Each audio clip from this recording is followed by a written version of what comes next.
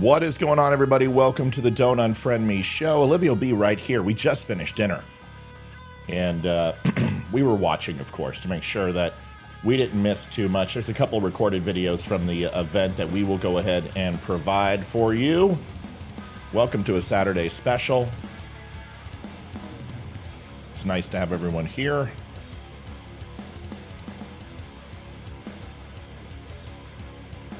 Covering the Donald Trump rally in Butler. A lot of people are flipping out. Oh my God, Matt, the tower isn't covered. There's nobody on the tower. There's not going to be anybody on a tower.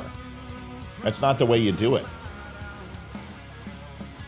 You go ahead and make sure that the tower is 100% covered. Then you go ahead and you lock off all access to the tower, and you have a spotter on the tower, a spotter team, and you also have a team guarding the tower so there's no access. That's what you do. Towers are wobbly in the wind, water towers. It's not a good angle for discovery. It's not a good sight line in the crow's nest. You lose a lot of downward angle on a tower. So they're going to go ahead and cover the bottom. Everyone just relax.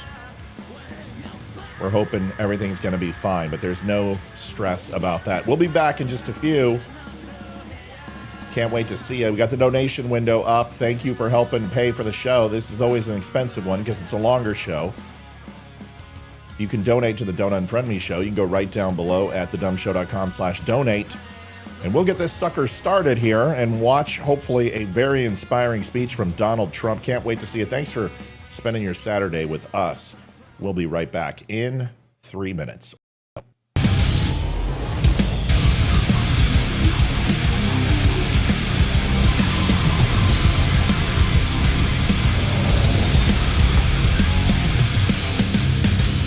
Step into a whim can.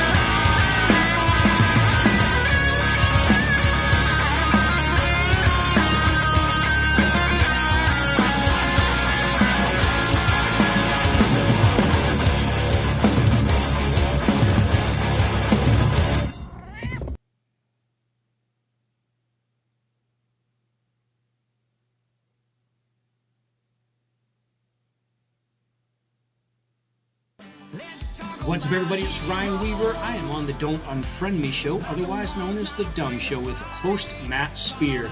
You guys can find the show at The Dumb Show on social media or thedumbshow.com.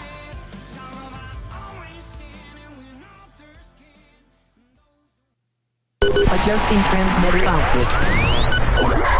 This is the Don't Unfriend Me show with your hosts Matt, Leroy, Amy, and Olivia. Geopolitics, military analysis, and election coverage. Coming to you live on all major social media channels at The Dumb Show. Honest, direct, unfiltered. We can agree, we can disagree. Just don't unfriend me. What's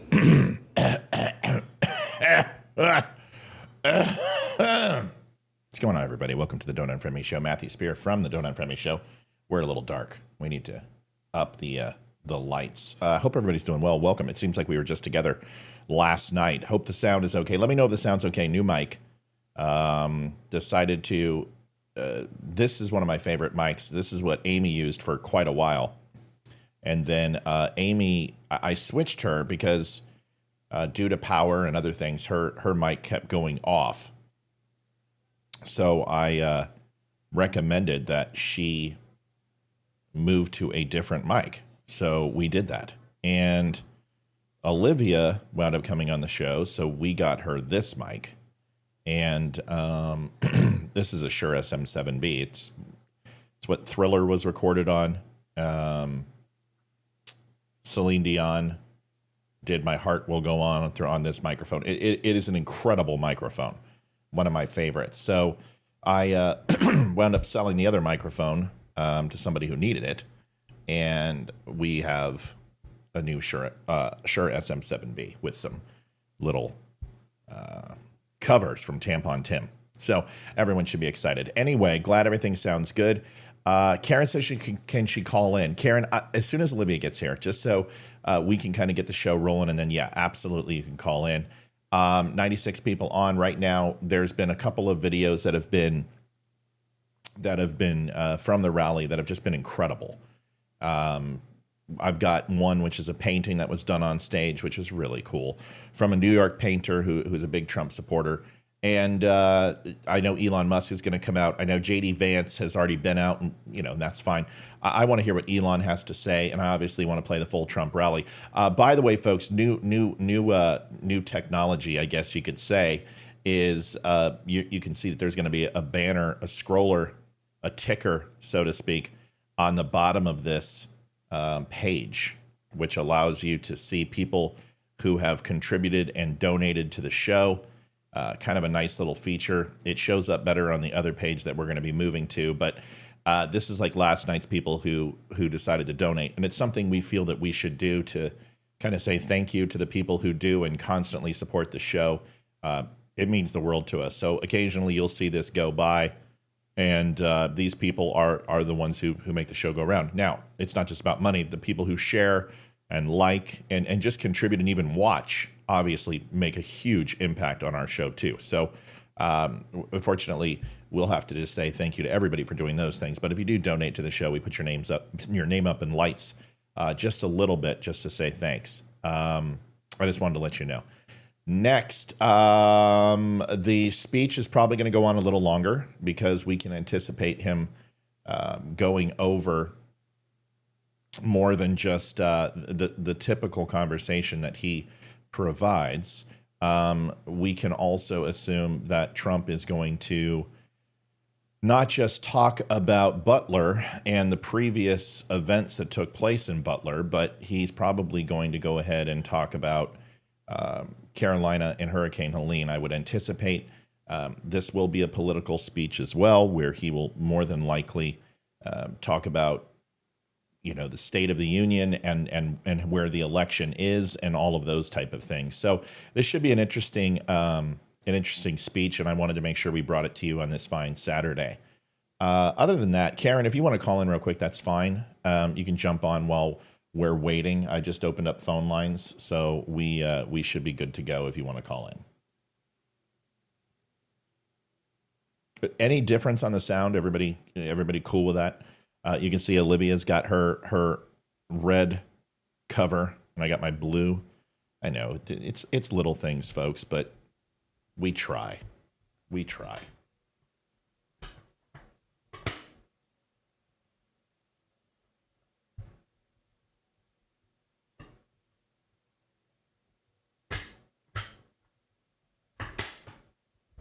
Sorry, I gotta fix my cable. There we go. Much better. Carrie says AIPAC, Rothschilds, NWO, Uniparty, Zionism, US Gov, whatever. Bro, there's plenty of channels if you want to hate on Jews. This isn't one of them. So if you want to go hate Jews, go see if Nick Fuentes is available. Stu Peters might be on today. You can go check and see if he's on. There's plenty of channels and plenty of right-leaning conservative channels that have no problem disparaging Jews. So you can go ahead and do that over there, Carrie. All right, big guy? All right. Try not to spend all your Deutschmarks all in one place. It's a Facebook issue, not the show, James. James says what? What does James say? What's wrong with the show? Anybody else have a bouncing chat? Yeah, I don't know. That sounds like a Facebook issue. Go take a look. Karen, give us a call. Olivia's almost here, and once Olivia's here, we're probably going to start focusing on the show and go from there. Corey is already on the canvas. He paints. Darla, we didn't miss it. I recorded it. Don't spoil it for everybody. We're going to show it. So you don't want to spoil it. In fact, I'll just go ahead and put it up. Now I might get a copyright strike for this. So, it is what it is. They play God Bless America. And I'll see what I can do.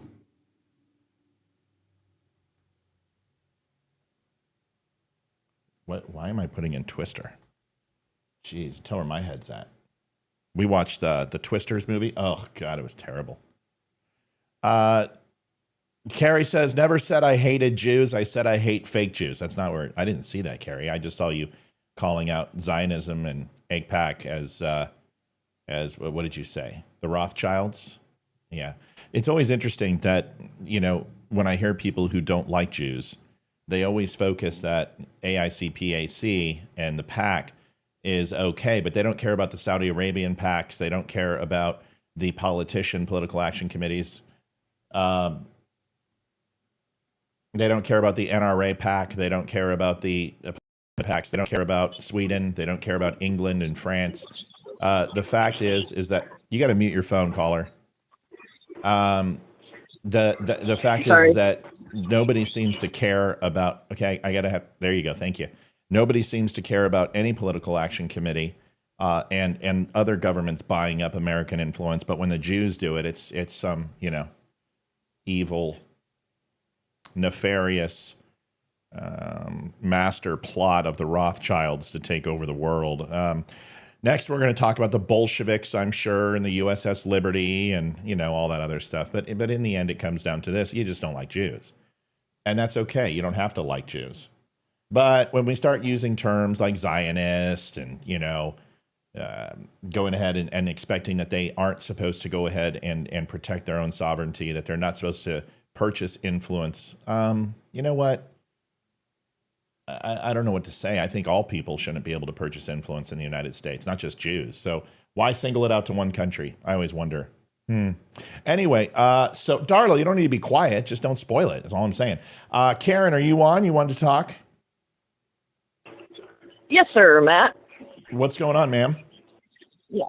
All right. So, as you guys have already learned, I'm going to just give you a quick rundown of who my friend Matt is real quick, okay? He is the ex-husband of my former rescue partner in dog rescue. Okay. And even though they divorced, he went ahead and let me stay on property and continue doing what I was doing, saving animals' lives. And he paid the bills other than the vetting and food and anything like that. But he didn't charge me anything for utilities, nothing. Okay. He covered all that. He's an ex-Air Force, etc. So I'm extremely grateful to this man for allowing me to do it until he sold the property. But anyway, so God bless him. But I wanted to let you guys know that I'm very grateful for the prayers last night because I got word this morning he's off the machines. Oh, that's wonderful. That's wonderful news. We're not out of danger, but he's off the machines. His chest is still open, of course, but if you guys will continue to pray, I'd really appreciate it. And his family sure would appreciate it. Absolutely. Yeah, 100%. And why don't you let people know real quick what you're referring to, because a lot of people weren't on last night who are on today, and give them a rundown of what's going on. Okay. A week ago yesterday, my friend Matt had a heart transplant up in Salt Lake City. Okay. And he wasn't doing good. The heart wasn't responding. It wasn't waking up. They kept him completely sedated until yesterday morning. They started to bring him out of it. Hold on one second. I got to mute this. I'm sorry. Go ahead. I'm sorry. You're good. He started to respond a little bit with movement and, eye movement. And so they were really hopeful. And then his mom messaged me this morning and let me know that they took him off all the machines. He's breathing on his own. And so far, the heart is beating on its own. It's wonderful news. I'm an artist. 45 years old. This is what pretty dramatic. Karen, what state is this in? He lives here in New Mexico, but he had the surgery done up at Salt Lake, up in Utah. Okay, so he's in Salt Lake Medical Center, or yes. Is that okay? I'm not sure which hospital. His mother doesn't like me all that much, but she still at least respects me and gives me the information. Well, thank God that he's doing well, and I know people will continue to pray, and that's amazing. How are you feeling about Donald Trump's rally today, and what are your thoughts on what's going on in Butler? Have you had a chance to kind of think about that at all? Yeah, I think it's amazing. We've got a lot of good support there. I love the memorial to Corey. The energy is on our side. I feel that if we all get out there and vote, we take our friends with us and everything, I think we can take our country back and see what we can do for the next 4 years to get on a better line. I've never been so worried for my grandbabies. Yeah, there's no doubt. Never been this worried. No, neither have I. And I'm younger, but it doesn't mean I don't remember the days, at least the early days of the remnants of what Carter created. And that's always a concern that we're going to go back down that road. And as 4 years ago, you probably remember the video that I did saying that Carter would be nothing compared to how bad it would be under Biden. And I can't even. The only thing I can go ahead and even compare where we would be after Kamala Harris is Venezuela, because that's truly exactly. That's the next step. You're seeing Scott Lebedo right now. He's an artist from New York, and he is doing a painting for Corey Comperatore, and this is a pretty magical moment. He came out, and he's very, very pro-Trump. And he's an amazing artist. He's seen Michelangelo's work.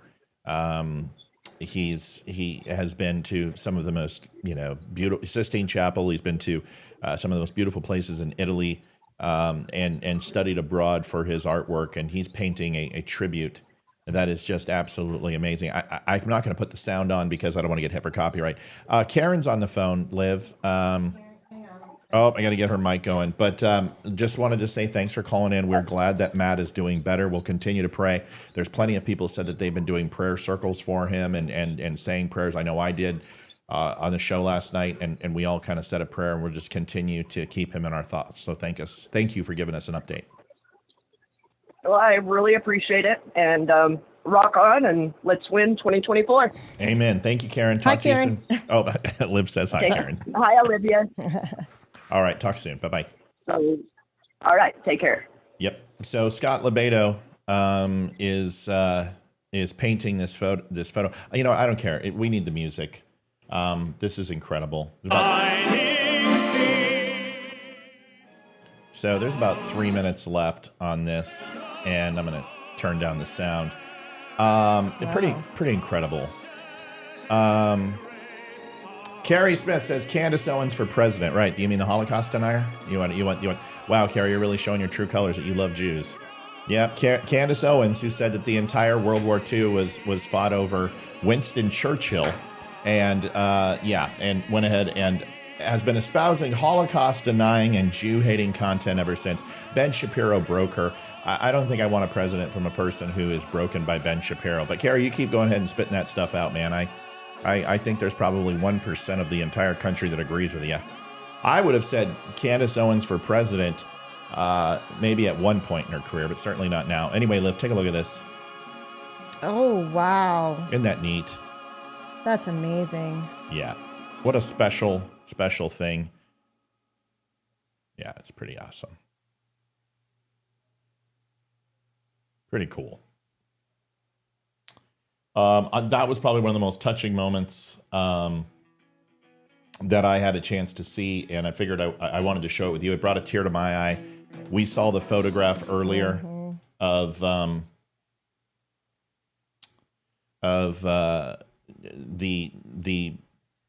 fire gear that Corey Comperatore was using in the firehouse was donated to Donald Trump from his family. That was set up in the stands. I've got that picture somewhere, and I can bring that out and show it to y'all. It was kind of a touching moment. Looking over at who's on stage right now, this is the problem with Trump rallies. We try to be on time, but you get people who aren't necessarily the most famous, and you get a lot of people filling in time. So we all know what we're waiting for, but we'll go from there. Kristen, we love you. Why you should stay over here, Kristen. We miss you. I maybe got some feedback on the mic. I want to make sure everything sounds good. Olivia, I love your red. It looks good. It's nice to have some show colored mics, and what's really nice is that our variables are kind of dialed in. We sound the same. So having two mics, you don't have to change anything. You don't have to change the profile. You don't have to increase the sound, and ultimately it creates consistency. Neva says, I have a 4-year-old granddaughter. I worry about her future. I think we're all with you. I don't think that's unique to just you. Yeah, Patricia says, awesome, prayers going up. That was Karen and Matt, who had the heart transplant.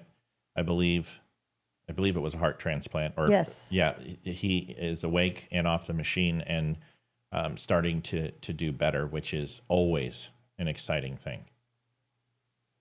So wanted to let you know that happened. Tuesday night into Wednesday or thereabouts. Both sides use Nazi rhetoric. The left says MAGA T. The right says demo rats. Hitler used both. Yeah, those to describe the Jewish people during the Holocaust. I don't care which side used it. It's horrible. I completely agree. This is just a good little mini topic while we're waiting. Is I never quite understand why people call Democrats demon rats. And it's just so trivial. I don't like to be called a maggot. And here's the thing, is that there are people who come on and trolls and they go, hey, if Donald Trump doesn't win, your entire show is going to collapse. No. It didn't collapse in 2020. Yeah, it didn't collapse in 2020. And the reason why it didn't is because I don't base my entire life on Donald Trump. I don't live or die by Donald Trump winning the presidency. I want him to win. But if he doesn't win, I simply move on, and it's business as usual, which is covering the truth and trying to bring it to you as best and as accurately and as fast as possible. So that's just me. Liv, have you went through the emails yet? Yeah, we have one. I'm just getting everything up and running. So. Okay, no problem. I just wanted to see if we were out there. I always want to try to start off the donations. Yep, we have 2 now. Okay, great. Just want to make sure we're getting those kicking so going. People can go ahead and get that started. So that's the whole point I'm trying to make is it doesn't matter. It matters if Donald Trump wins, of course. It's absolutely imperative to our country. But as far as the Don't Unfriend Me show, nothing changes. We will go on as business as usual, and maybe a little less with a spring in our step or hope for the future, but we still have a job to do. Now, there are shows that absolutely have tied themselves to the Trump to the point where their credibility is in question. There's people who have turned on Trump. There's people who are no longer loyal to him and his presidency. And if he makes it in, people like Candace Owens are going to have to answer some questions. There's a lot of people who've jumped ship from him, and whether it be Eric Erickson or whether it be, even somebody like Nick Fuentes, they're going to have to explain why they are actively campaigning against Donald Trump. Ann Coulter is someone who's going to have to answer some questions. These things are pretty standard. Lindsey Graham is going to have to answer some questions. And I would like to say that every time the sky gets dark, people tend to go ahead and scurry and not support Donald Trump. And this is an epidemic from 2016, from October, almost a little bit shy of, it would be 8 years. And in October, I think it was the 1st, is when the Grab 'em by the Pussy video came out and the audio tape from that. And that really hurt Trump's campaign, and people jumped ship. And, you know, after January 6th, people said he would never be president again and jumped ship off of him there. When some of these court cases came to fruition, people jumped ship there. Here's what it comes down to. You have a choice to make in this election, and it's not the lesser of two evils. Evil is just evil, and there's no variant degrees of evil. That's not the way this works. You don't hate someone just a little bit. You don't love someone just a little bit. You're either indifferent or you have an emotion. And when it comes to Donald Trump, I will take what he has done in this country and say that it most assuredly does not resemble evil. And I can look at where Democrats are going and what they support and say that there are definitely things within their ideology that I would describe as counterintuitive to good, which most assuredly is evil. And whether that is a thought process that's just based upon perspective or it's actually reality is really not up to me to decide. It's for us to believe and express what our platform is. And if it contradicts our ideology, then ultimately we have an opportunity to address it for what it actually is. And when you talk about not being able to identify what a woman is, or you want to go ahead and indoctrinate with sexual dispositions. Thank you, Kevster. You're the best. When you want to go ahead and embrace sexual mutilation of children at an early age and not tell their parents, when you want to arrest parents for having an opinion on what the school board should and should not teach, when you want to take away the Constitution and portions of the Constitution for your political ideology, thank you, Suzanne, then in my opinion, those are just a few things that I would consider evil. I hear a lot that this hurricane shouldn't be political. It is. It is. And there was a time, and even in Hurricane Harvey, when Donald Trump was president, and it wasn't political. But people are immediately making this a left and right issue. And to me, you have to ask, where does that stem from? You know, people are saying, well, don't question the federal government. Excuse me. I've got 20 major events of natural disasters since the 2000 that absolutely gives me the right to question FEMA and the federal government's intention, including the Red Cross. And you may ask me why. And I said, well, because it transcends the presidency. It transcends politics. FEMA and the Red Cross inherently are shitty at what they do. So I'm going to question that. Yeah. People's lives shouldn't be political. No. They make it, but they shouldn't be. Well, right. It's ridiculous. Wimpkin's not up. What do you mean that Wimpkin's not up? Let me see. Wimpkin's I'm up. Wimpkin's up. I'm getting, oh yeah, it's up. I'm getting people commenting right now. Carrie says you can send all the money to Israel, but you can't send the money to your own citizens. Well, Carrie, that's not a question, of course. But why are you singling out the Jews? The United States sends money to 64 different countries. We fund 16 different militaries across the United States. We have given foreign aid to 129 different countries in the United States since World War II, or in the world since World War II. Who just walked on stage? Is that Vance? I think it's Trump's son. Oh, is that Ivanka? No, I think it's Tiffany. Yeah, and or I caught it in the corner of my eye. It doesn't matter. When it's important, I'll put it on. Okay. But it's funny, once again, Carrie, is that and this is the last time you monopolize the conversation, because we're not talking about this shit today. We're talking about hopefully the future president of the United States is trying to send a message of unification and vision for this country. And you want to talk about hating Jews. You hate Jews. Just this is what amazes me with you guys, is why I would have so much more respect for you if you would just admit it. You hate Jews because you haven't mentioned anything about Ukraine. You haven't mentioned anything about Bosnia and Herzegovina. You haven't said anything about Egypt, United Arab Emirates, Kenya, the Congo. You haven't mentioned any of those things. The only thing you care about are Jews, which is a ridiculous notion. Obviously, I haven't even mentioned Ukraine. And if you want to go ahead and compare apples and oranges, since 1949, the United States has supplied about $155 billion to Israel for foreign aid, infrastructure, food, necessity, all that type of stuff. And you're looking at an average of about $3 billion a year. And we have sent Ukraine in a 2-year period of time $150 billion. If we go ahead and do that over the same time period, it's going to be something close to $7 trillion. So I don't see you getting upset at this. I don't see you getting upset at illegals. I don't see you getting upset over a budget which is at $33.4 trillion. And if we hit 50, it's ball game. So really, your entire political motivation is to hate Jews. And honestly, you're boring. We've already done this. We've already went through this trope.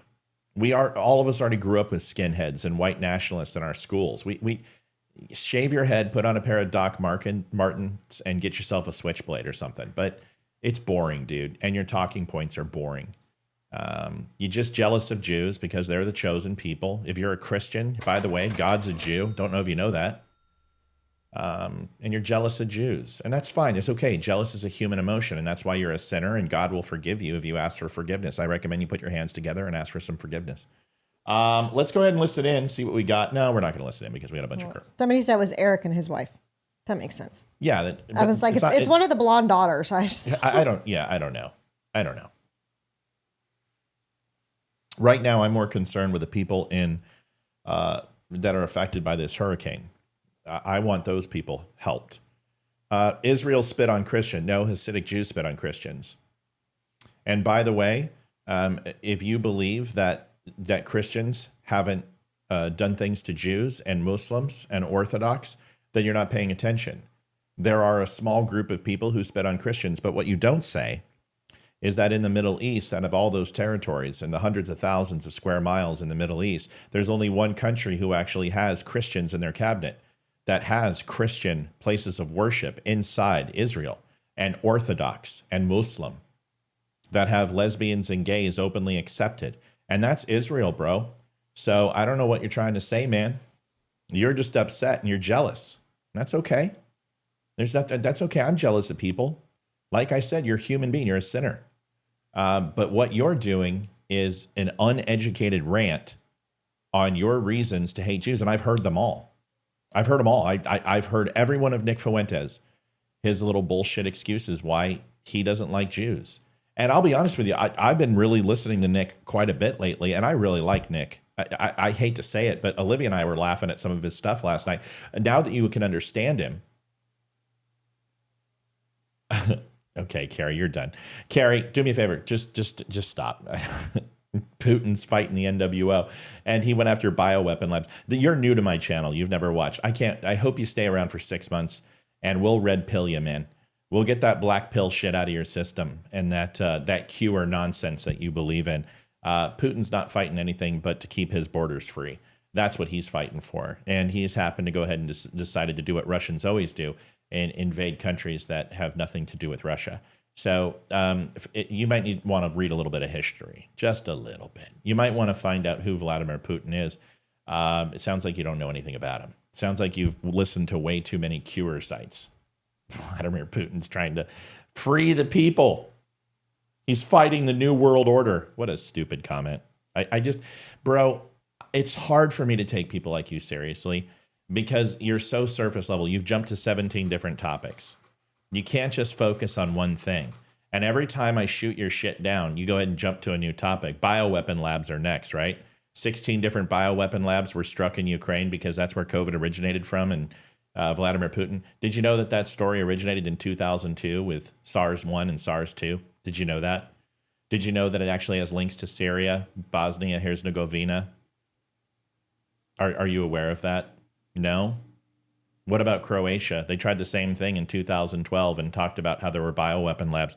Do you understand that this is Russian state media disinformation? Do you understand you're talking to a person who used to work in the AOR, who was responsible to work with counterintelligence against Russia during those times? So I can tell you that those stories have been going around for the last 2 decades. Do you understand that there's a level of disconnect that they go ahead and try to create in the world? Do you understand that all state media like Iran does this? Like Russia, like China? But it's interesting that you guys immediately go ahead and embrace Russia when you don't know a thing about them. I'm not against the Orthodox Jew. Sure sounds like it. You just said you're against Zionism. Zionism is the right for those people to have a sovereign state and to live. And you just threw Zionism around like it's evil. Why don't you call in? I'm not supposed to even be talking to you. My wife's going to get mad at me. So I'm not supposed to talk to you. I do have a question. If you want to call in, here's the number. Liv, can you throw him the number real quick? Yes. She's on YouTube. And Carrie, if you want to call, you can call. I'm against Israel, United Nations, WEF, and WHO. The United Nations isn't run by the Jews. What are you talking about? The World Economic Forum is not run by Israel. Do you think Benjamin Netanyahu is for the World Economic Forum? You believe that he's for the Davos Summit? Have you paid attention to what his policies actually are? Do you know that they want to throw him out of power because he's too right? Do you know that he doesn't believe in fascism? Do you know that his policies are fiscally conservative and he is more of an isolationist like Donald Trump than anyone else? Why would you believe that Israel's in charge of the WHO or the WEF? What basis? Because there's members who are Jews, just like you go ahead and said the Bolshevik Revolution was blamed on the Jews because there were Jewish members in the Bolshevik Revolution. There were also Gypsies and Turks, Russians, Siberians, Mongolians. Do you know there was a plethora of different people, but because there were higher ups that were Jewish, your whole basis is that if Jews are ever involved in anything, like having 6 guys dancing in the World Trade Center, which is going to be your next comment, that they were responsible for the 9/11 attacks because they found 6 Jews celebrating. Do you understand that that is as random and stupid as anything? Maybe you're going to go ahead and blame Mossad for the attack on 9/11. Why? Because you don't have any proof. Maybe you're going to go ahead and say that Ghislaine Maxwell and who was the kid toucher? Liv Epstein. Yeah. Were Mossad agents. Come on. And P. Diddy's a Mossad agent. The jealousy that you all have for Jews is ridiculous. It truly is. And luckily, Trump hasn't come on, so I can continue to make you look like you're an idiot. No offense. We have a question. What's the question? The West is the NWO. Then move the fuck out of the country, bro. Where are you from, Carrie? You don't sound like an American. You got to be Canadian to me. You got to be Canadian. Maybe you're English. What, Liv? Did racism start with tribalism? Is the question. Did racism start with tribalism? I don't think. Who asked that? Stumpy. He always has good no, questions. I don't think racism started with tribalism. I think, like all things, racism starts with hate.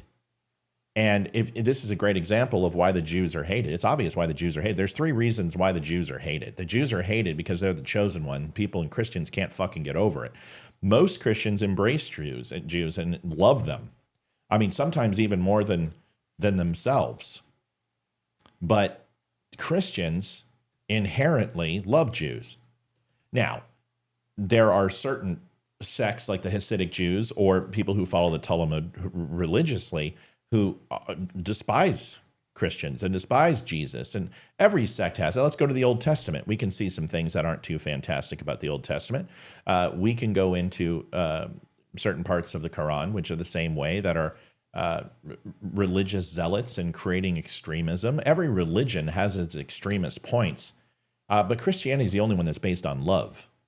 And it's interesting that since we are based on love, and our entire religion is that God is good, that God is love, that we would despise and hate a people that he selected to be the chosen people. It's weird, but whatever. And the second reason is because they betrayed Jesus Christ. That's what happens when you betray Jesus. That gets a lot of animosity towards them. This is Scott Pressler, I think, a friend of Damani Felder's, and we'll listen to Scott here in a second. And then the third reason you hate Jews is because they're fucking successful. That's why you hate Jews. You're jealous. They have been extremely successful. So I don't know what to tell you, but those are the reasons people hate Jews. But see, the thing is look at that. Oh, okay, let's hear that. Why are we watching Newsmax? Just out of curiosity. Because I don't want to pay for the commercials. Comperatore, talk to me about President Trump always giving. Carrie, I'll continue to entertain this conversation until it's boring, until we got something else to watch. But I'll be more than happy to debate you on Jews.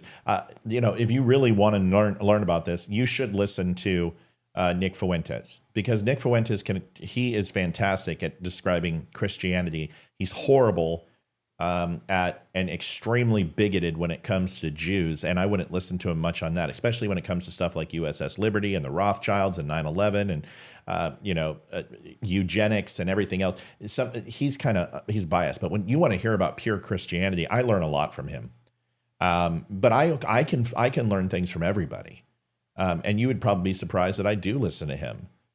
First of all, Carrie says, Benjamin Netanyahu is not from Israel. You have to learn how to spell his name before you can talk about the guy. See, if you can't even spell his name correctly, I don't take you seriously. So that's it's the biggest thing. It's like people who spell Israel, Israel. And I'm like, how can I even remotely have a conversation with you when you can't even spell the state correctly? It shows me. Okay, Carrie's gone. Bye, Carrie. You're a fucking moron. Israel did 9/11. Yeah, you're a fucking complete cunt. See ya. Goodbye.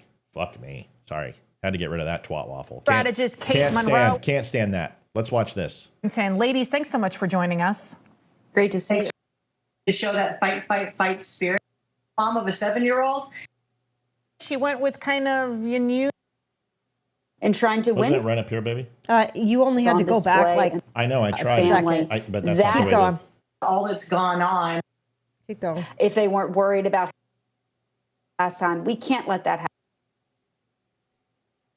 Rob, tell the folks at home who should be calling. Israel did 9/11. I told you that was what's the next thing he was going to say.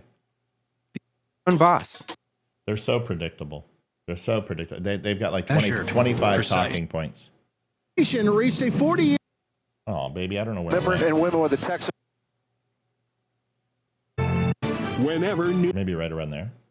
Maybe. Thank you both so much. A chick's be quiet. And get that American spirit. Intentional. And so President Trump, he's for Trump. And I said, well, don't vote for Trump. Vote. All right, I'm just going to go live. Loved ones from a would-be assassin's bullet. Joining us now. All right. So here's the thing. Loretta, you've been watching my show for how long, and you don't know that I'm going to engage with trolls? Yeah, you shouldn't turn it down, because these conversations need to take place. You've got to challenge this stuff. You got to challenge this stupidity when you see it. I've got no problem at all with people who want to speak out against a group of people. And I don't care if it's Muslims. I don't care who it is. If you degrade an entire group of people based upon the actions of their government or the actions of a few chosen few, you're going to get an earful from me. You know, I'm not going to tolerate that shit, because it's ignorance. Most people who talk shit about Jews don't know any Jews. Most people who talk shit about Muslims don't know anything about Muslims. People who talk about transvestites, they don't know anything about trans. They don't know anything about homosexuals. And that's not my fault. That's your fault. You know what I mean? Liv, what do you want to hear from Donald Trump today? What are your expectations? By the way, I want to thank the people who have donated. We've got a new scroller up on top. And Bobby, thank you, Bobby. You were talking when she donated. So. Oh, Bobby, thank you. I got to put in the donation link, don't I? Yes, you do. I don't have that.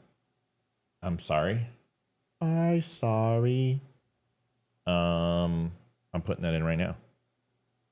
Add animated overlay. Let's get that in there. So, folks, if you are interested in donating, you can see it right there, thedumshow.com/donate. All donation goes to us.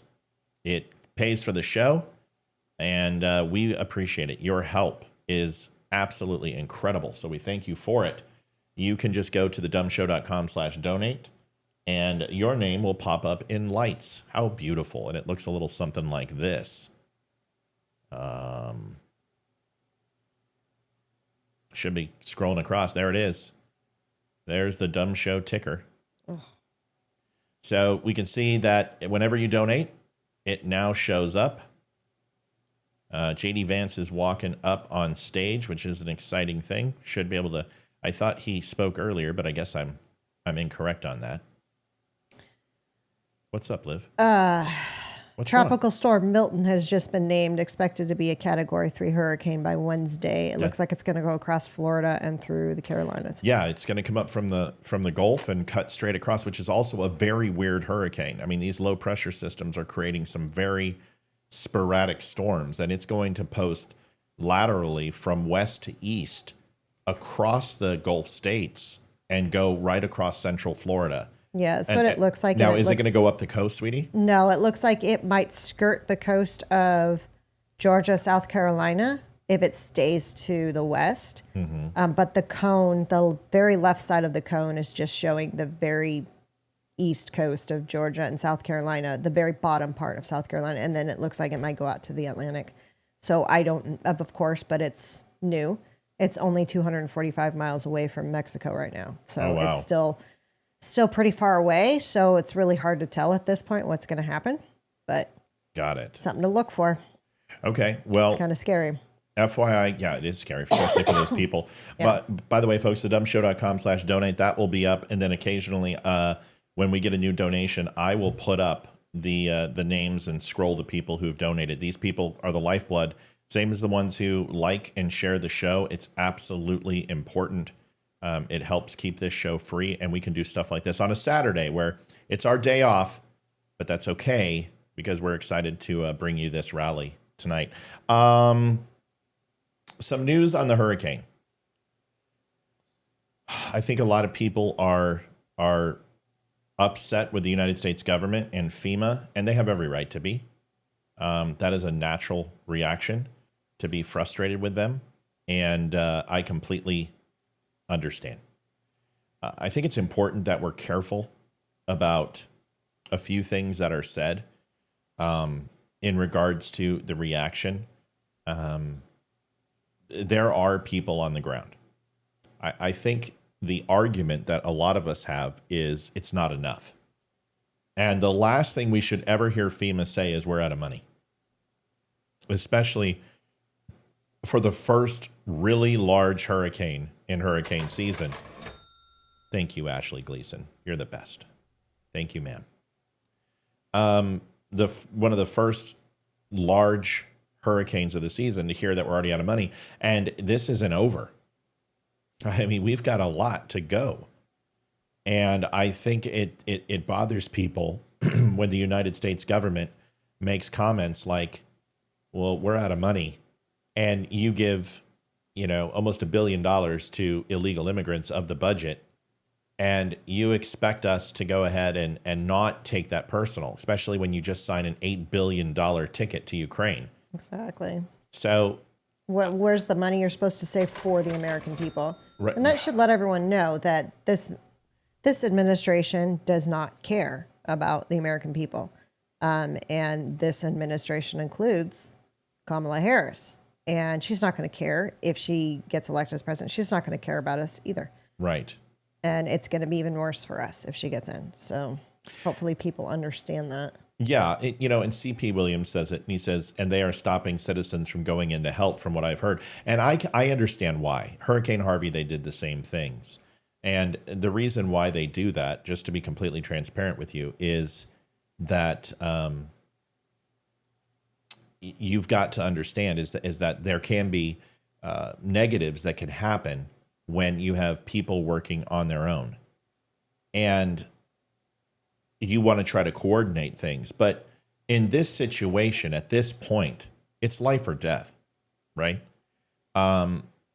And your whole focus should be a race to get people taken care of as fast as humanly possible. And there has to come a point where they say, okay, we're gonna take the confines off, and we're going to go ahead and green light people to get involved and help rescue, and by all means necessary. That literally should have been done days ago. And we were talking to somebody at breakfast this morning, Olivia and I were, who has family members, and she just broke down in tears because one of the people who are actually in the storm zone and as a trucker saw bodies floating down the river.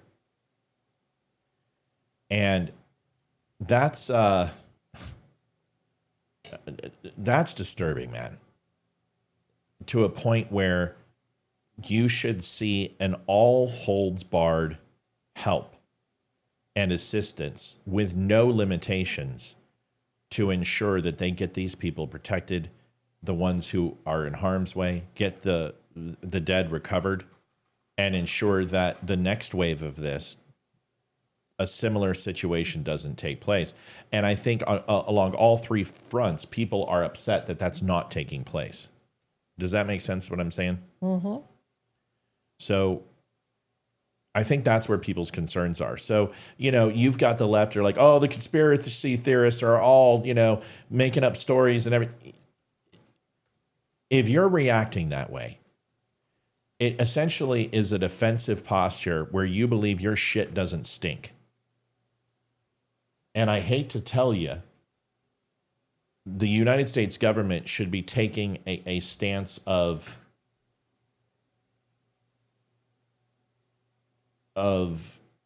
humility. I think he might be coming. I have it on there. Okay. Humility. A place of accepting questions. A place of being open and receptive to the concerns of its citizens.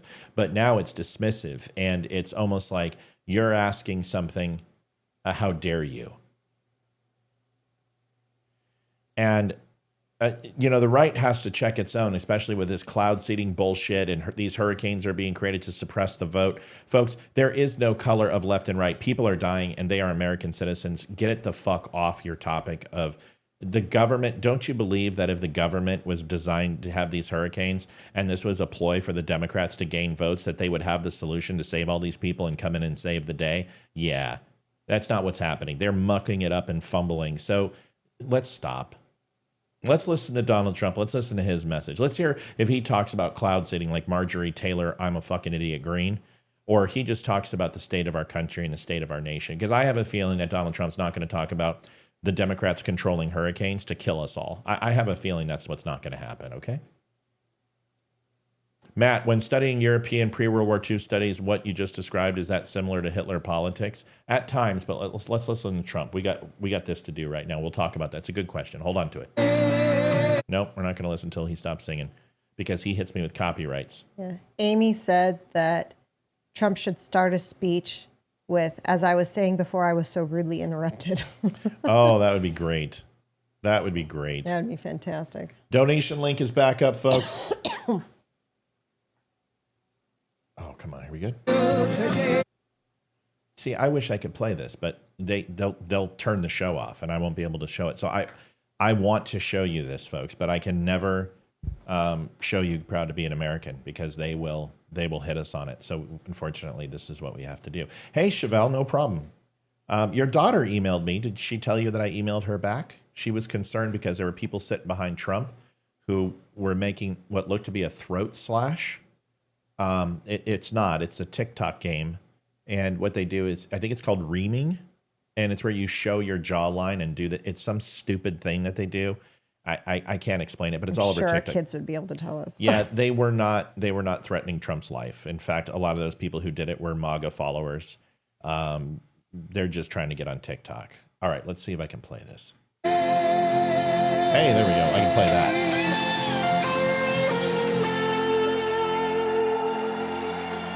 Enjoy the show, folks. We're going to watch it with you and try to enjoy it.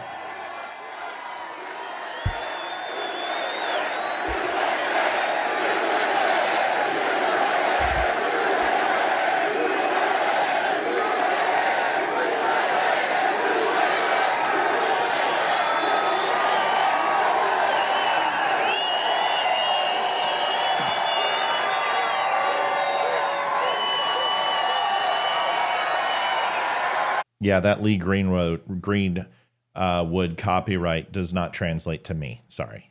I get flagged, and I've had my show shut down for playing it, so we're not going to play it.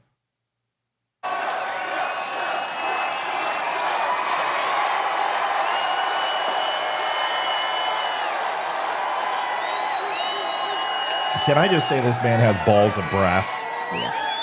I mean, I wonder how nervous he is. Lee, thank I you don't think very he's nervous much, at all. really, and thank you. A very big thank you to Pennsylvania. We love Pennsylvania. And as I was saying...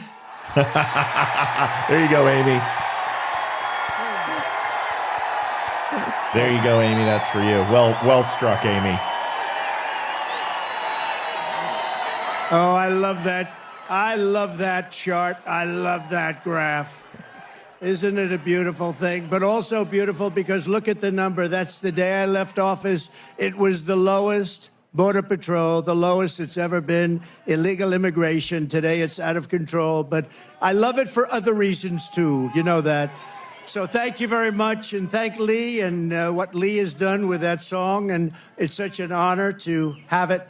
I want to just let you know that tonight I return to Butler in the aftermath of tragedy and heartache to deliver a simple message to the people of Pennsylvania and to the people of America. Our movement to make America great again stands stronger, prouder, more united, more determined, and nearer to victory than ever before. We're going to make America great again. Gonna win the election. Gonna win the election. And to all Americans, whether you are Republican, Democrat, Independent, Conservative, or Liberal, or you have no label whatsoever, it makes no difference. Our movement, it belongs to you. It belongs to our country. Melanie says, sorry, Mayor was just at my house, had him watching your show. Tell the mayor hello, and we would love for him to watch the show. Folks, do me a favor. Go to Hung Cao's website in Virginia, HUNGCAO. Send him an email at his press email and say, you need to go onto the Don't Unfriend Me show. He hasn't answered me yet, and I want him on my show. Go help me out. Melanie said he will be sharing our show to others. To you. It Nice. belongs to our country. That'd be great. Belongs to our country. And together in just 1 month, we are going to usher in a new golden age of American security, prosperity, sovereignty, and freedom for our citizens of every race, religion, color, and creed. Exactly 12 weeks ago this evening on this very ground, a cold-blooded assassin aimed to silence me and to silence the greatest movement, MAGA, in the history of our country. MAGA.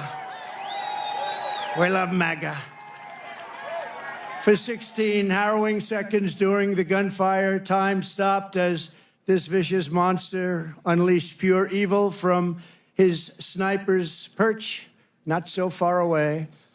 But by the hand of providence and the grace of God, that villain did not succeed in his goal, did not come close.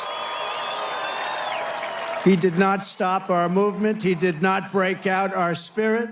He did not shake our unyielding resolve to save America from evils of poverty, hatred, and destruction. Yet we are here this evening in record numbers. This is a big crowd. This is a big one. This is a big one. Not only to mark the triumph of American spirit, but over, and you know that this is really, truly, in the truest sense, spirit over evil and adversity, but also to pay tribute to some of the best and bravest we have ever known. Thank you, Karen. We appreciate it. $10.80. Thank you for the donation. Folks, you go to thedubshow.com and donate. This is free of charge. We're going to bring you the whole rally. We hope you enjoy it. Sacrifice of a loving and devoted father, a really great man. You know that. Forever afterward,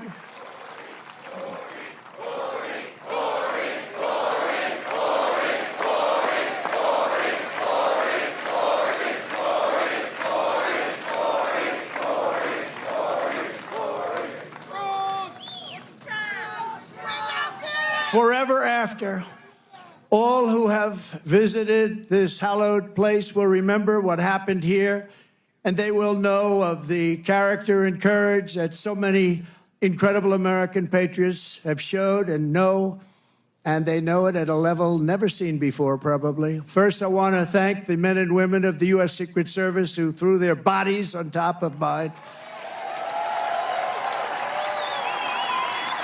without even a thought for their own lives. They were on top of me so fast.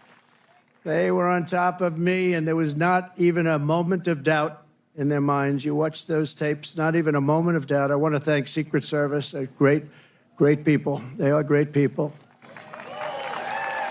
And in that moment, those agents displayed a devotion to duty that cannot be described, and they did it yet again less than 3 weeks ago when they really did a fantastic job. Another attempt. It was another attempt. We have an evil world. We have a very sick world. My gratitude to them is beyond measure. We also owe a tremendous debt, thanks to the Secret Service counter sniper and a local police sniper who returned fire within seconds and stopped the shooter quickly and saved many lives. If he didn't stop, he saved many lives. He had a lot of bullets, a lot of ammunition up there with him. And we are, just amazing when you think they did it so quickly without any knowledge of what was going on, boom. And had that not happened, it would have been a very different story. It would have been many, potentially many people. Paul asked, is that the same area where he was shot at, the fairgrounds? Yes, that is Butler, Pennsylvania. He's in the exact same spot. The Butler Sheriff's deputies, Pennsylvania State Police, and all of the other law enforcement heroes, as well as the emergency personnel and doctors, the medical teams at Butler Memorial Hospital, Allegheny General Hospital, who rushed me and rushed some of these very badly wounded people. They were wounded, a lot of badly wounded people, and in particular, two people. And I tell you, they were very brave and great people. They were big Trump fans, and they still are. That means something. That was pretty amazing. You know, when I got up, I asked whether or not anybody was killed. I assumed that there would be a lot because I heard the bullets winging right over my head. They said probably 3. The doctors did such an incredible job. It was one great gentleman, but the other 2 have been amazing, actually. They've gone through it. They've gone through a lot. And when the crisis struck, they did really Pennsylvania proud. You've heard that expression, Pennsylvania proud. It's a great place. I went to school. I went to college in Pennsylvania. It's a great place. The people are incredible. Also, and I have to say, after returning to the field tonight, is one of the really brave Americans who was hit by the assassin's bullet, U.S. Marine veteran David Dutch. David, thank you. Thank you, David. Thank you, David. And David, we're thrilled to see your recovery is going well. Great doctors up here, I have to tell you, great doctors. Bobby Richardson asks, I don't know if this has been answered, who's in charge of FEMA? That's Mayorkas. Great gentleman, great gentleman. I want to send our love to someone who could not be here because he has just undergone a major surgery related to the shooting. A man who was really badly wounded, like David, James Copenhagen, because James was a wonderful man, a big Trump fan. And Mr. Copenhagen is out there watching us right now, but he's in a hospital where they did some additional work, but he's in great shape. He wanted to be here so badly, but he's in great shape, and we appreciate it, and we're looking to his full and complete recovery. He will have a complete recovery. Sorry, people, I'm trying to do something with one of our graphics. Thank you very much. And of course, there's one more hero who could not make it back here tonight because he is no longer with us, right? You know who that is, right? Corey, our beautiful Corey. Corey is not with us tonight, and he should be. And we all miss him. He's become somewhat of a folk hero, I have to tell you. Who is with us is his beautiful wife and daughters, and relatives, sister.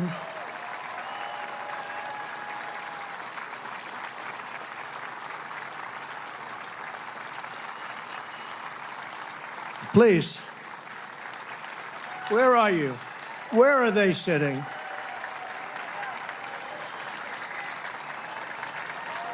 There they are. There's a lot of people. It's not easy to find people in this audience. Goes back further than you can see. Thank you very much. Thank you very much.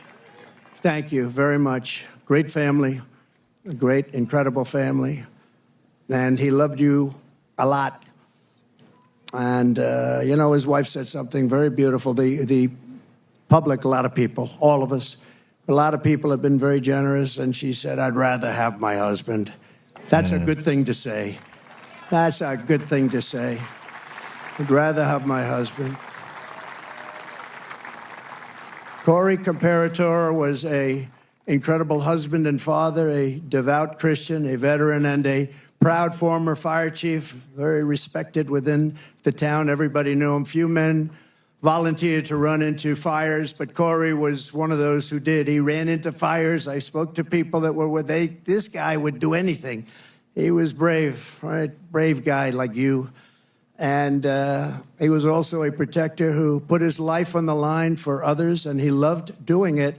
And when the sound of gunshots pierced the air on that July evening, Corey leapt into the fire one more time.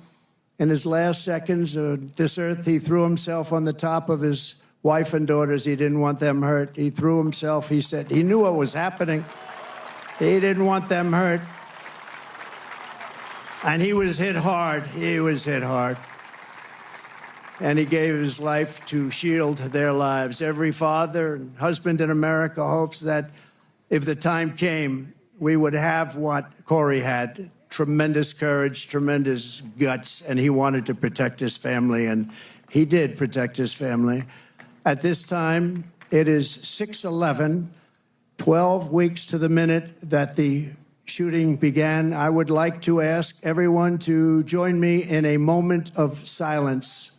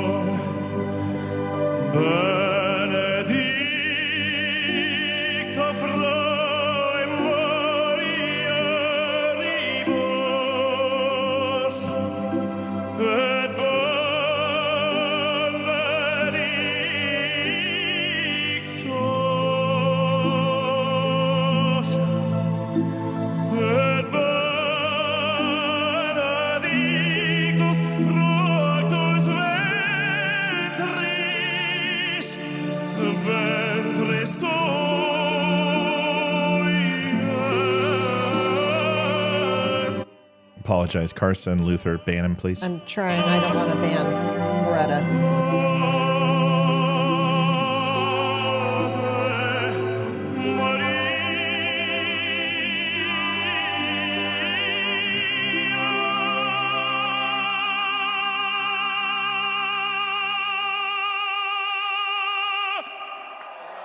Wow. Good. Thank you, whoever got it. Man, he can sing. Holy moly. Hey, we got a $5 super chat from Jesus. Go ahead and put it in. On Rumble today. Jesus, thank you, buddy, for the $5 super chat. Rumble, we appreciate it. Wow, that sends you chills, Now huh? that is what you call a voice. Yes. One of the greatest opera singers in the world, and Christopher Macchio, who's truly a great talent, is going to be back when I leave, and I'm going to stay backstage watching every song. He's going to sing 3 or 4 great songs, Nessa Dorma and others. And so I wouldn't leave your seat too fast when we're finished today, but this is in honor of 3 great people, actually, 3 great, and in particular, Corey. And we appreciate it, but that is a real voice, isn't it, huh? That's not... What do you think, Mr. Future Vice President? Pretty good, right? I don't know if you could do that, JD. I don't know. I don't think JD can do that. In the face of murderous hate, Corey answered the we appreciate most it. Thank you very much. selfless kind of love. We are joined this evening by Corey's incredible widow, Helen, his 2 precious daughters, Kaylee and Allison, and his sisters, Kelly and Dawn. Thank you so much. Thank you so much. This is an incredible tribute. This is a tribute like no other, and he deserves it. To Helen and the entire family, I can only begin to imagine the depths of your grief, but I want you to know that just like you, we will carry his memory in our hearts for as long as we live. Everybody in this stadium and everybody that was there on that tragic evening. We are thinking about Corey. We think about him a lot. I know he's looking down on us right now from heaven, smiling at his beloved wife and daughters and his mother, Karen, and his entire family. His entire family. And he's with you, and he's going to be with us for a long time because, you know, some people just don't die in vain, and what he's left behind is incredible. And so God bless you, Corey. God bless you. Thank you very much. God bless you. You know, I just one little story. Helen told me that on the day that they came to the rally, Corey was really excited because somebody gave him great seats right up front here with the people from North Carolina, the ladies from North Carolina. This is their 227th rally. I don't know what's going on with them. Those beautiful ladies. But they always seem to have good seats, you know. But Corey had the best seat in the house, and he was telling his wife and family on the way over in the car, he said, I'm telling you, he's going to invite me up on the stage, because I do that sometimes. I take people, we invite them up on the stage. And she smiled, thinking it'll never happen. And little did anyone realize that Corey would be on the stage 3 months later in an almost immortal position. And that's where he is today. He's on the stage in I think it's a truly immortal position. So the love that he showed on that day and throughout his life is the love that sustains the entire movement, love that our families have, and it's love of our communities and love of our country. It's a force more powerful than any hatred and malice, because even in the darkest hours, it shines forth. You know, I'm trying to conceptualize what would happen if you had the final moments of your life to say goodbye to your family and your kids. What would you say? And then can you imagine if you didn't have those moments and your action spoke louder than anything you could say? You know what I mean? It's like, you know, I think he said it best when he's like, depending upon, you know, every father would hope that they would rise to the occasion, and that Corey Comperatore, his actions and what he did. And this is why I get so upset at the left. This isn't political. This is something that everyone can get behind. And those bastards just are vultures that pick apart a true sacrifice that deserves to be respected. That's a hero, not George Floyd. Those bastards. People ask me why I have begun to absolutely hate the left. And this is one of the reasons. So I just thought I would add that. It just, you know, I know hate isn't necessarily the visceral reaction that everyone should be feeling right now. But here, their hearts are broken. Mine is on fire and just pissed off at what they've done to discredit his sacrifice. You know what I mean? Yep. Anyway. He was great. But from the very beginning of this journey, I've been on a mission to rescue our country from a failed... Amy, I cannot believe it's 2 years for your husband. And just God bless you for how much strength and how you've come through that. It's amazing. And to give it back to the country you believe in and I believe in. It's the country that we were born in and the country that you deserve. You deserve this. In that mission, I will never quit. I will never bend. I will never break. I will never yield, not even in the face of death itself.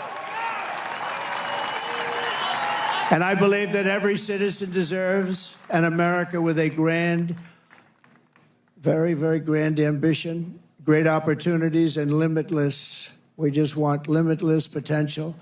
We want an America where you can get ahead and be proud of life and provide for your family in a really decent way, where we don't have crime. We have a fabulous military to protect us from evil. Everything has to be the best. We have to have the best schools. We have to have strong borders. We don't want bad people coming in and hurting us. We don't want to have Angel, you don't need to be sorry. This chat room and this group of people all know each other, and we all kind of celebrate our hardships and our successes, and you don't have to be upset. This is what this room is for. So, it's the weekend. You haven't done anything wrong. Again, makes things better, that aims for the stars once more, and that once again commands respect. And we want to get respect like we had it 4 years ago. The entire world respected us. They respected us. They respected us more than they've ever respected us. And now they laugh at us. We can't have them laugh at us, can we? Above all, you deserve leadership in Washington that does not answer to the lobbyists, to the bureaucrats, or to the corrupt special interests, but answers only to you, the hardworking citizens of America, of which there are a lot of them.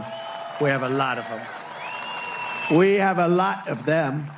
Over the past 8 years, those who want to stop us from achieving this future have slandered me, impeached me, indicted me, tried to throw me off the ballot, and who knows, maybe even tried to kill me.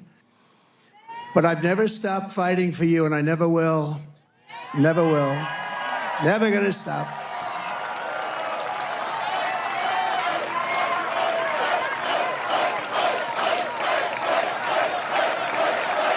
Thank you. Thank you.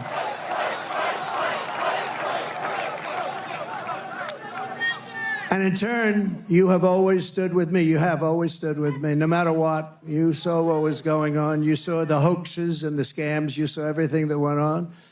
We are a team. We're a great team, I think. We're probably the best team ever in the history of our country, if you really think about it. We've fought together. We have endured together. We have pushed onward together. And right here in Pennsylvania, we have bled together. We've bled. We've had 3 people that really got hit hard.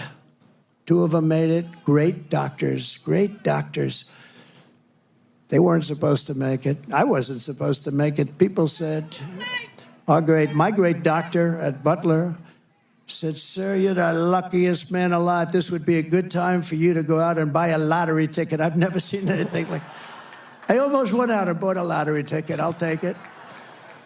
And 31 days from now, here in this great Commonwealth, and all across our land, we are going to win together. We are going to vote together. We're going to win the greatest election in the history of our country, maybe the greatest election all time.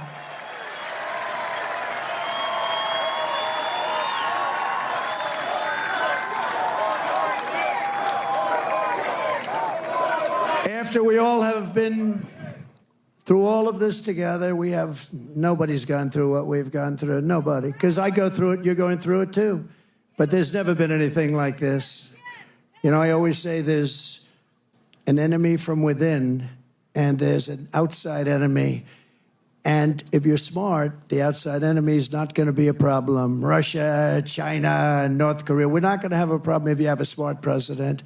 If you have If you have not such a smart president, then it's a problem. But we have an enemy from within, which I think is much more dangerous than the outside enemy. We stand on the verge of the 4 greatest years in the history of our country. We can make these the 4 greatest years. We'll turn it around so fast that your head will spin.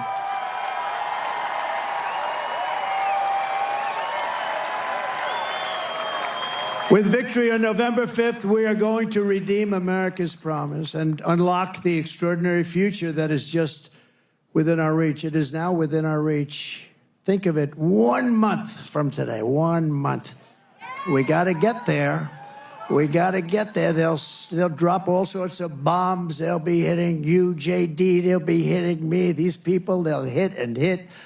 But I think we've almost become immune to it, haven't we? We've become immune to it. You got a little dose of it, a couple of little doses. No, that's the only way. That's the only way they can even think about winning, with open borders. Who wants open borders? Who wants men playing in women's sports? Who wants sex change operations for illegal aliens in holding bins? No, I don't think so. We will begin a new era of soaring income, skyrocketing wealth, millions and millions of new jobs, and a booming middle class. We're going to boom like we've never boomed before. And we're going to unleash a manufacturing renaissance right here in Pennsylvania, including fracking like we've never fracked before. We're going to frack, frack, frack. Sounds like tonight, Liv. You know, our opponent said, there'll be no fracking, no fracking. We'll never frack, we'll never frack. Then she started seeing poll numbers, by the way. And by the way, speaking of poll numbers, do you mind if I mention poll numbers? Because I only mention them when they're good. I never mention it. But one that's hit me really amazingly, Rasmussen, very highly respected poll. JD, it just came out. I don't think you heard this one, but this is a shocker. You know, they always say the Democrats will win the Hispanic vote, but we've been creeping up rather rapidly. And Rasmussen is one of the most respected polls. I mean, Republicans would get 4, 5, 6, 9, 10%. They just came out with a poll, 62% for Trump. Think of that. If that's true, forget about it. This election's over if that's true. And 34%. If that's true, it's over. For Kamala. I don't usually use her last name because nobody knows who I'm talking about. I go, Harris. They say, who's Harris? It's happening all the time. Who's Harris? And we can't find out who she is, because if we do, our country is going to be in big trouble. We will live in a very beautiful city or town that are safe and clean, with borders that are sealed and secure. And again, we want people to come into our country. We all want that. We need that. But you know what? We want them to come in legally. They're going to come in legally and love for our country. And America will once again be strong and confident and free. And we're going to have that. We're going to have it strong, confident, and free. That's why I'm here today. You know, I could right now be having a beautiful life. I don't have to be here. I could be on a gorgeous beach someplace. I have such nice property. I could be in Monte Carlo, as an example, but I'd rather be in Butler with you. I would rather. I'd rather be in Butler. And I think JD would rather be in Butler, JD.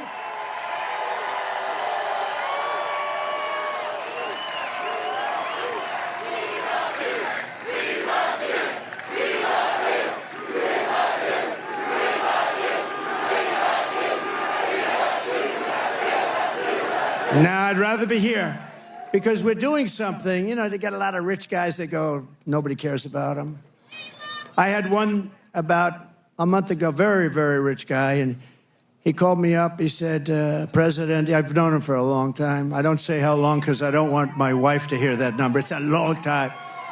But he's very successful, and he said to me, sir, could you do me a favor? The guy's worth billions of dollars. He said, could you do me a favor? I can't get into a restaurant. Do you think you could call them to get me in? Leanne, if your friends are looking for any donations or any type of support for this, please let me know, and I'll be happy to put them on the show and interview. If you could do me a favor and see if they're interested in coming on the show, we'll put them on. If they want to actually take video from where they are, I'll run a special show for it tomorrow or whatever. So let me know. Thanks.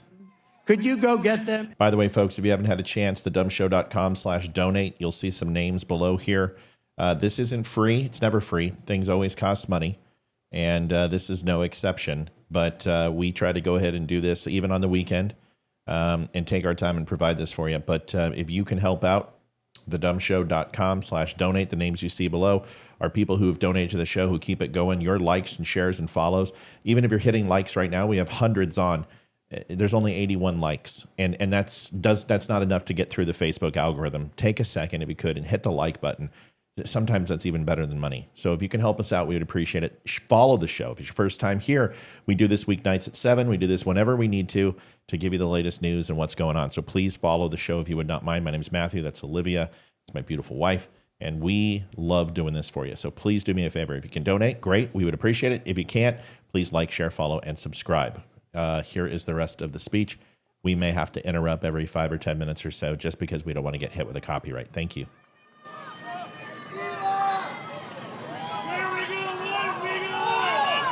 It's all right, doctor. Go ahead. That's all right. That's all right.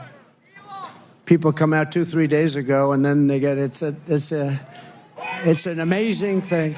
It's an amazing thing. We appreciate. Everybody appreciates it. Yep. Take your time. That's great. That's great.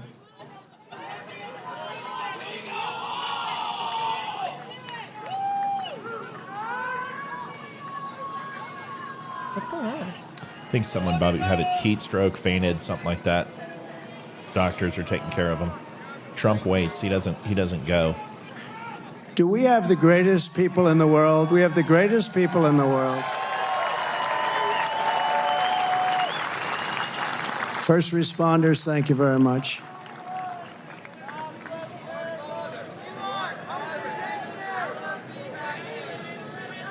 Leanne, again, let me know how I can help. That group wants to come on the show and talk about what they're doing so we can get some donations for them. We can do that. Whatever we can do to help. Thank you.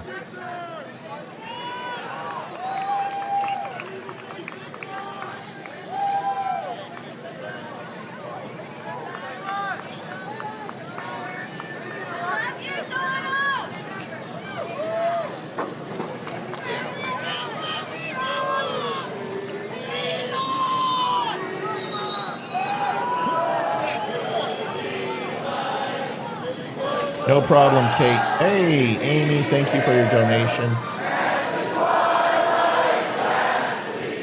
We greatly appreciate it, Amy. And Kate, thank you. We love hosting this. We love being with you guys. Sometimes it's just, this one's important.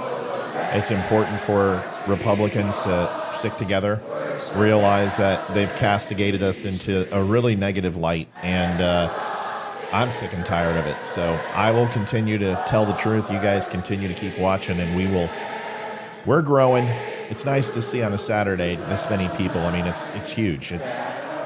Olivia and I were here when there were 4 or 5 people. We have listeners when there were 4 or 5 people. We remember what it was like. So it means a lot to us. He's singing. The crowd? No, Donald Trump is singing with them. There's no doubt.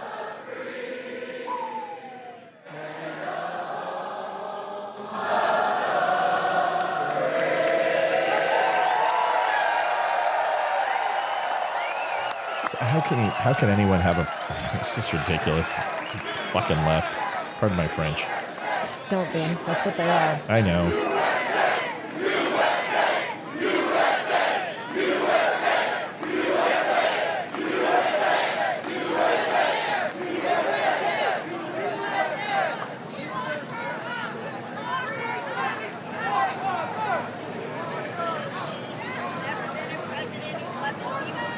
He's waiting. Yeah, he won't go. He'll wait until it's disrespectful.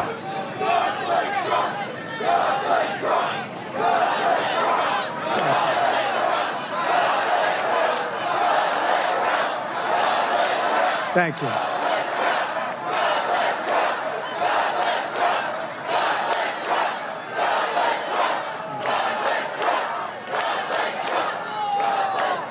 can anyone say that he hates our country and everything he does is going to be against our country? Yeah, I don't know. I don't get it. Because they don't care. They don't care. They don't. If anybody disagrees with them, they're the enemy. It's a myopic way of thinking. It's a level of petulance. These are people who have not been told no. These are people who are told that they could be anything they want. And the reason why they aren't what they are isn't because of their lack of hard work or dedication to family and their jobs. It's because of Donald Trump, why they fail. And it's always easier to blame someone else for your failures. And they have castigated Donald Trump in that light, that everything that's wrong with their world is because of Donald Trump.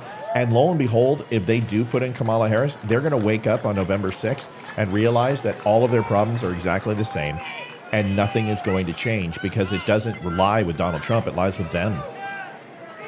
Let's hope that person is okay.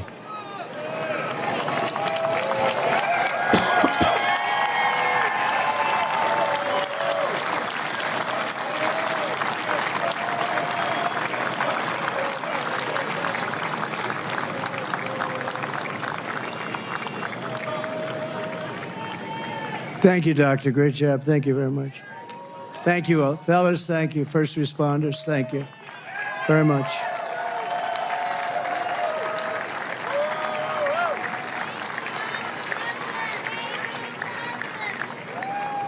People are here for a long time, and we appreciate it very much. And so sometimes that happens. A lot of times that happens, actually. But she'll be great. You watch.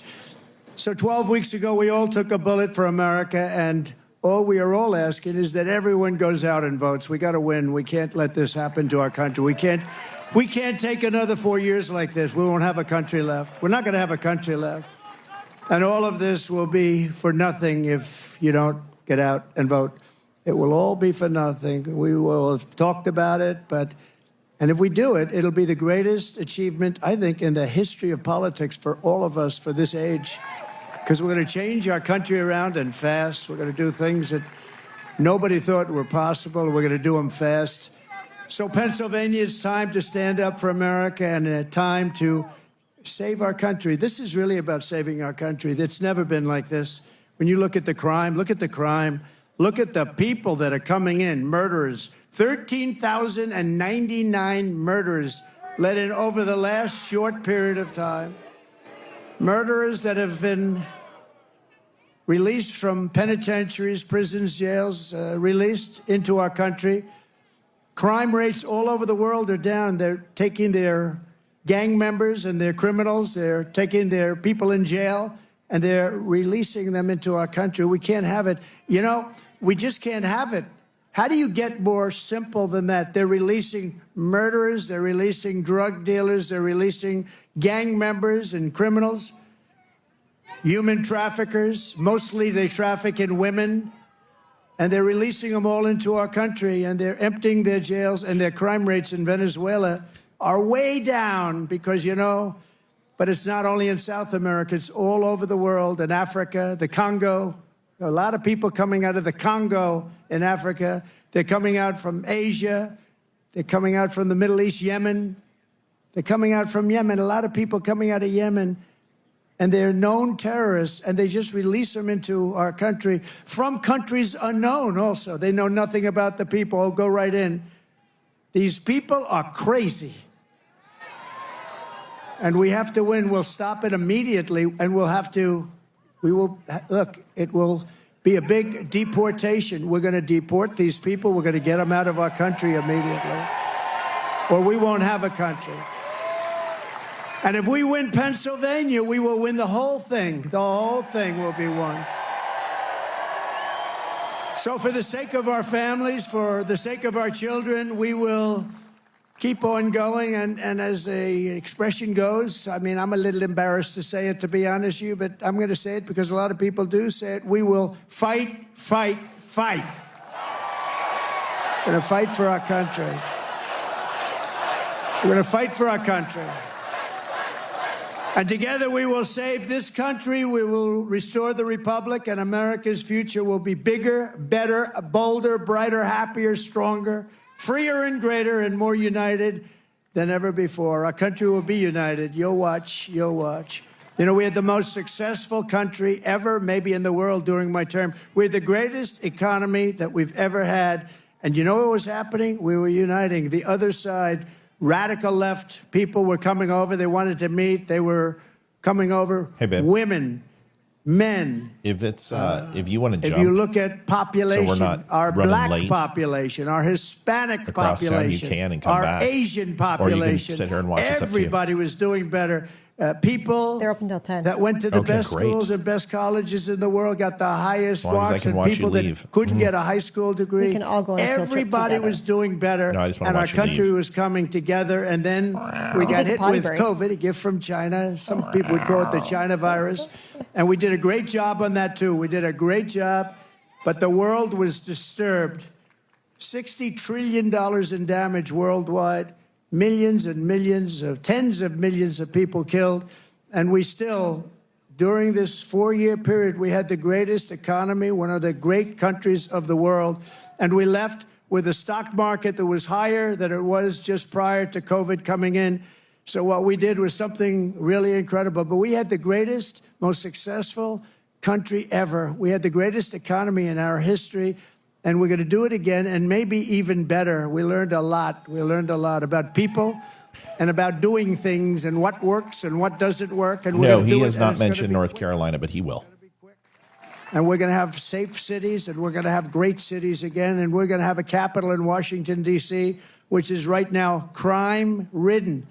You leave from the great Commonwealth of Pennsylvania, you go drive down to Washington, D.C., and you drive down, and you end up getting murdered, you end up getting hurt, you get mugged. We're going to straighten out Washington, D.C. We're going to make it again the most beautiful capital in the world. We're not going to have graffiti. We're not going to have graffiti on our marble columns. We're not going to have roads that have potholes all over them and medians that are falling into the highways. We're going to run it properly. We're going to change it. We're going to run it properly. It's an embarrassment to us. Can you imagine foreign leaders coming in and running over roads that haven't been paved in years? We're honored to be joined tonight by one of the people who is going to help us build this incredible future. And he is a truly incredible guy. And I don't say that often. He's a great gentleman. He's done such an unbelievable job for North Carolina, for Georgia, for Alabama, for Florida, for Tennessee. His name is Elon Musk. He saved free speech. He created so many different great things. Where is he? Come on up here, Elon. He created the first major American car company in generations, and his rocket company is the... J-Dog says, why do I have a feeling that Trump's going to win Pennsylvania? Because he's within a point, and they suppress his overall poll numbers for the last 2 elections. So they need a 5-point lead. I told you guys this election would come down to about 2 points. That's where it's at. Nationally, that's not big enough for her.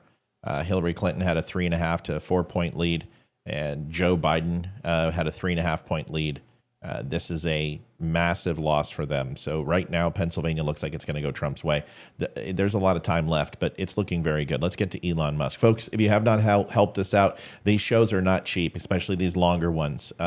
So if you have not had a chance, thedumshow.com/donate. Facebook took 90% of our revenue, absolutely took our legs out from underneath us. For 4 years, we never asked for 1 penny. We turned away every donation. We refused to ask for donations. It's not my way.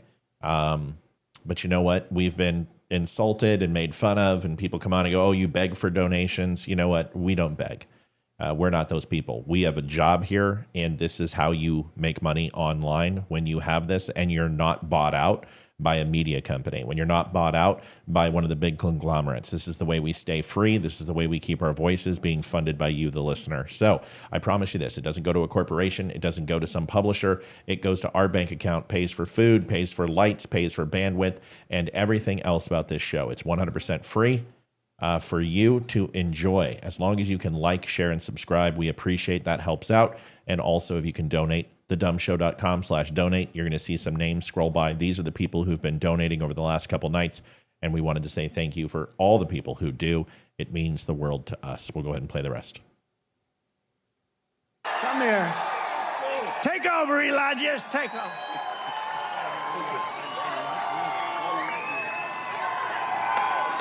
Hi, everyone. This is so cool.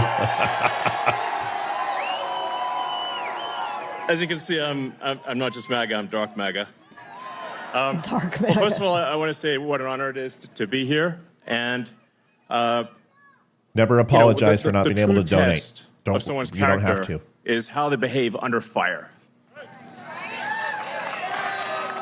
And we had one president who couldn't climb a flight of stairs, and another who was fist pumping after getting shot. Fight, fight, fight. Blood coming down the face. Now, America is the home of the brave.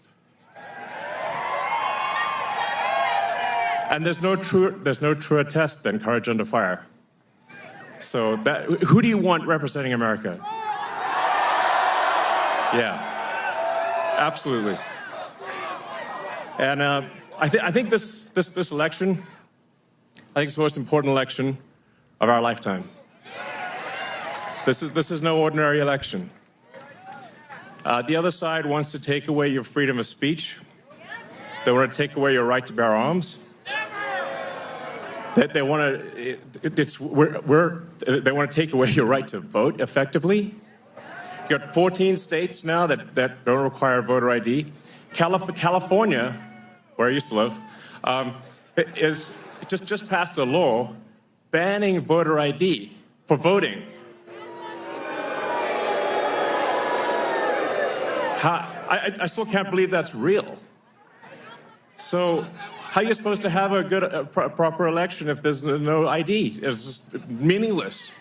And free speech is the bedrock of democracy. And if people don't know what's going on, if they don't know the truth, how can you make an informed vote? You must have free speech in order to have democracy. That's why it's the First Amendment. And the Second Amendment is there to ensure that we have the First Amendment. Yep, there you go.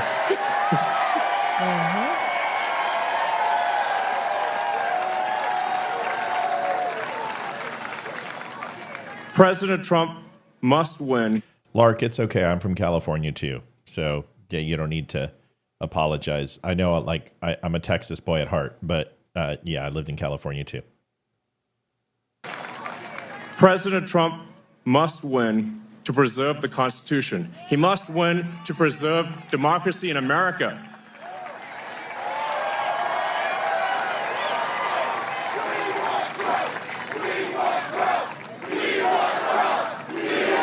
Yes.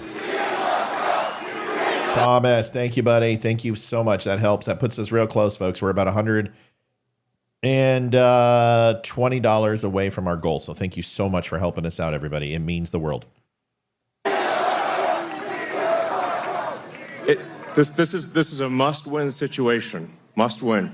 So I have one ask for J-Dog, we everyone get throttled in the from audience, everybody, everyone buddy. I don't know what to who tell you. watches this video, everyone in the live stream.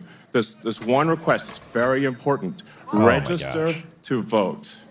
I'm sorry. For those that can't donate, whoever that was, thank you so much.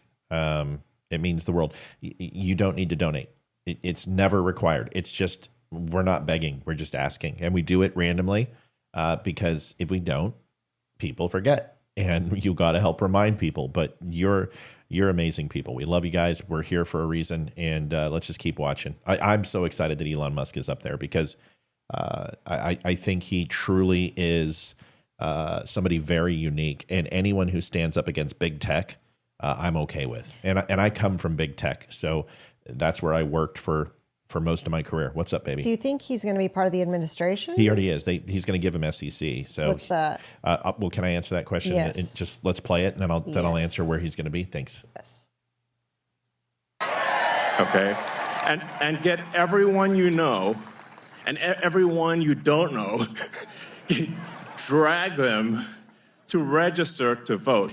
He's basically going to have him oversee wasteful spending, essentially, and how to streamline the overall, not the budgets per se, but just wasteful business practices that the government takes up. And this is why Mark Cuban, who hates Elon Musk, wants to be and run the SEC, because there's SEC filings against Elon Musk for his Twitter purchase, and Mark Cuban would then have the power to go after Elon Musk. So this is why Mark Cuban is all of a sudden getting involved.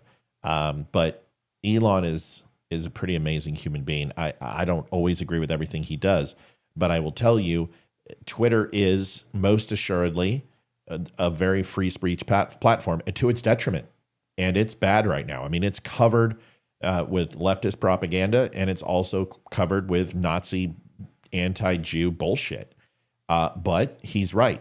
People fact check it. People moderate it themselves, and they don't allow things that aren't true to be espoused on the site, which is good.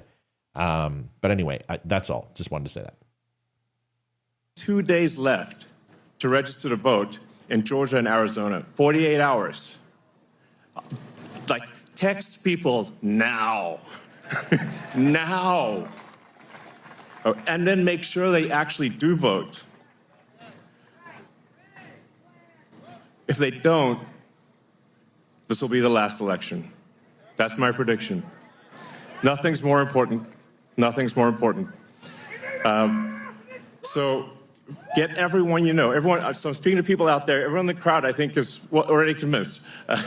But for people out there that are watching the video, watching the live stream. Okay, sorry, I don't mean to keep interrupting. J-Dog, we are completely aware that YouTube is messing with this stream.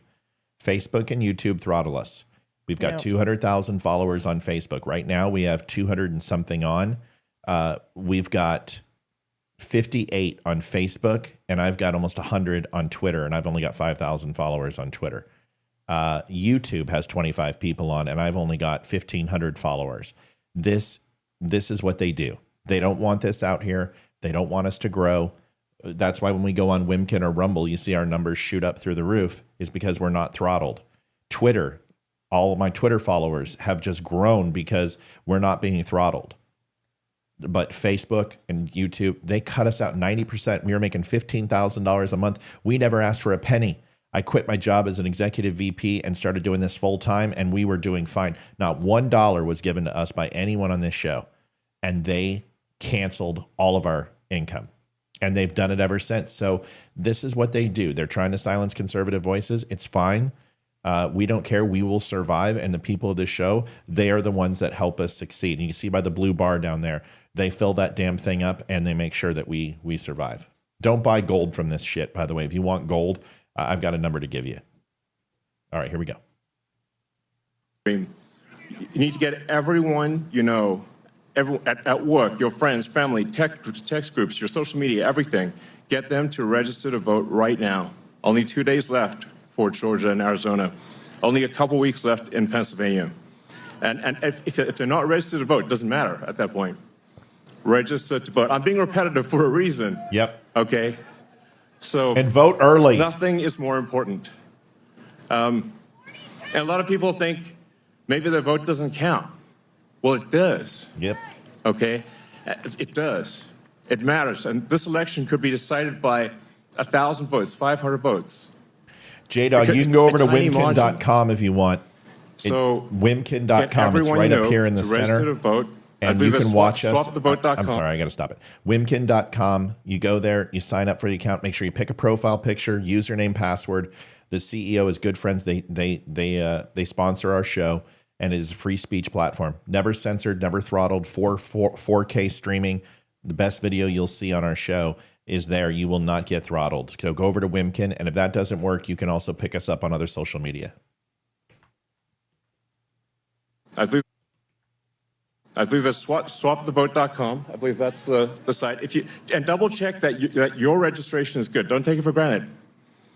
I'm just being repetitive about this point because it is the one takeaway more than anything that will matter is getting those registrations and then getting everyone you know to actually vote. That is what will decide this election, especially in Pennsylvania.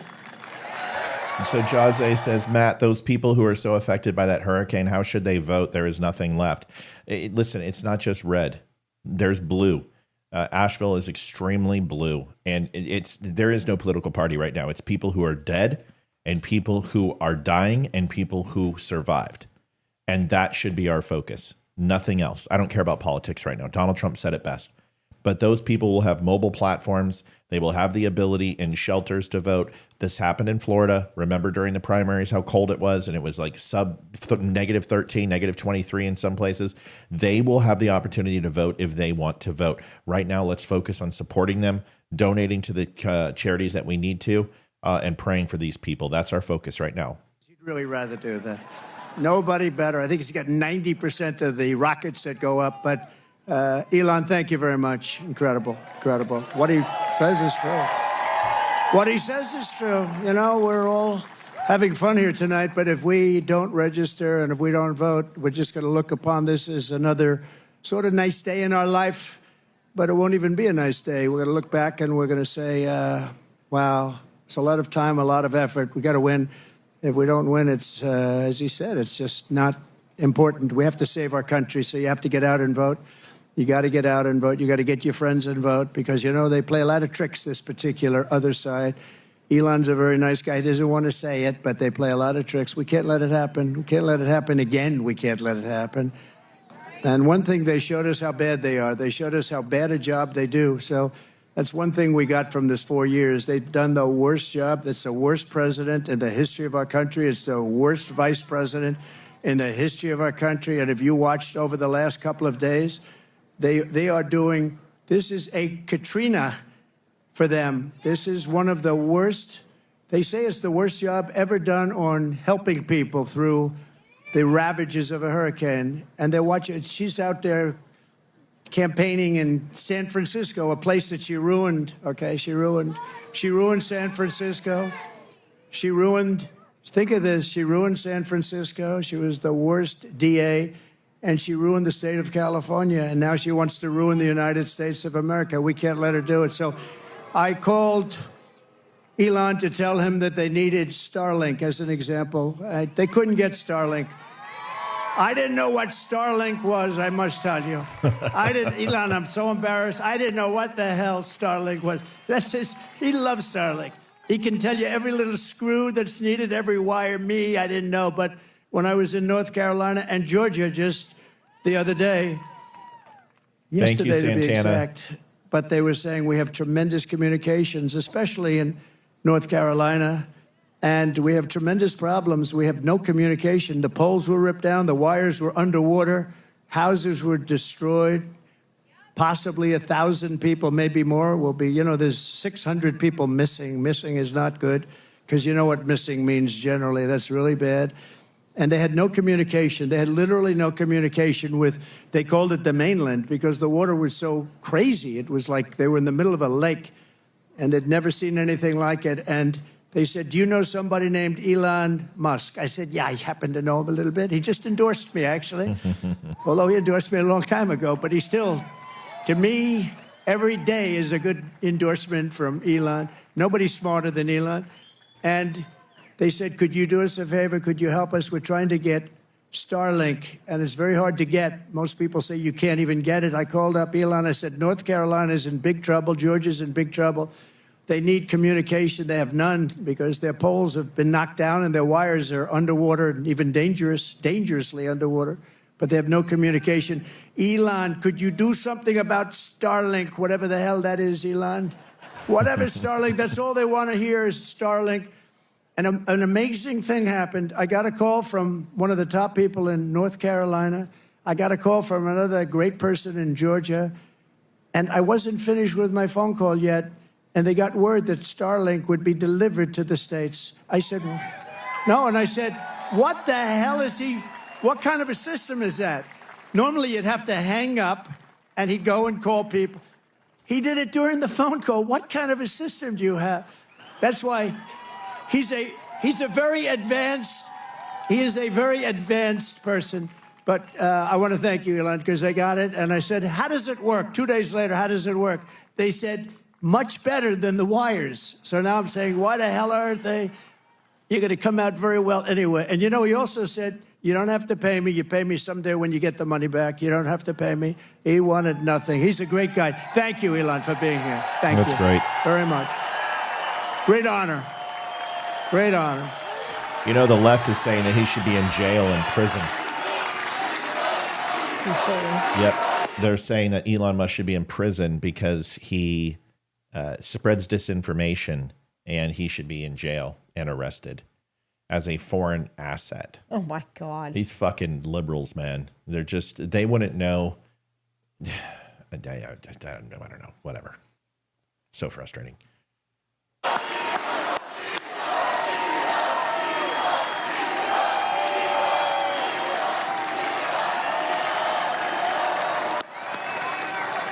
Thank you, Elon. And that's heartfelt. I can't even see the end. That's a lot of people here today. All right, so one quick plug. Yes, Elon Musk is a good dude, but you know who else is a good dude? Jason Shepard from Wimkin.com. Jason started Wimkin. It is 100% his puppy. It is a social media platform with 9 million people. It is our #1 platform that everyone who is a Dumb Nation follower, and Dumb Nation stands for Don't Unfriend Me, has been 4 years. Go over to Wimkin. It's Wimkin.com, WIMKIN.com. It's a social media platform, but it's unlike any other. It's one-stop solution. It is a YouTube. It is Twitter. It is Instagram. It is TikTok. It is Facebook, Rumble, all compiled into one. They don't hit you with unnecessary ads.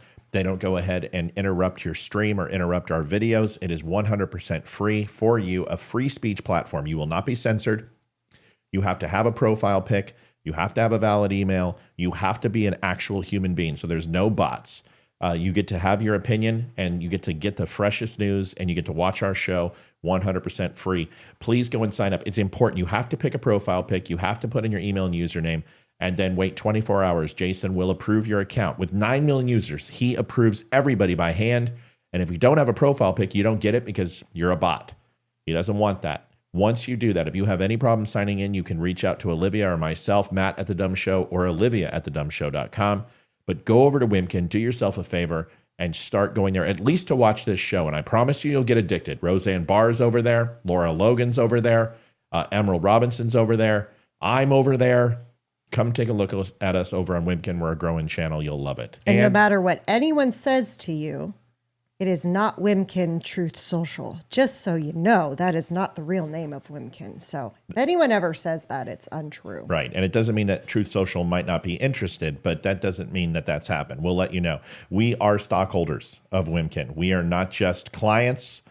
We are involved with the company itself and truly believe in the platform. Go over and see us over on Wimkin.com. Here's the rest. We will play it in its entirety. Joined by a great gentleman, a top, brilliant student. He went to a tremendous college, and he graduated right at the top of his class. In 2 years, I didn't know you could do that. It's 4-year college. Then he went to the military. Then he came out, and he did fantastically inside the military. Then he came out. He went to Yale without the benefit of family ties. You know what that means, right? Help. Without the bit of... That's pretty good without family ties. I don't know too many of those people. They had no family ties. He got in. You can't get in. And he graduated along with his wife. They're not going to have any problems with your kids academically, I can tell you. His wife and him were like the top students in the class.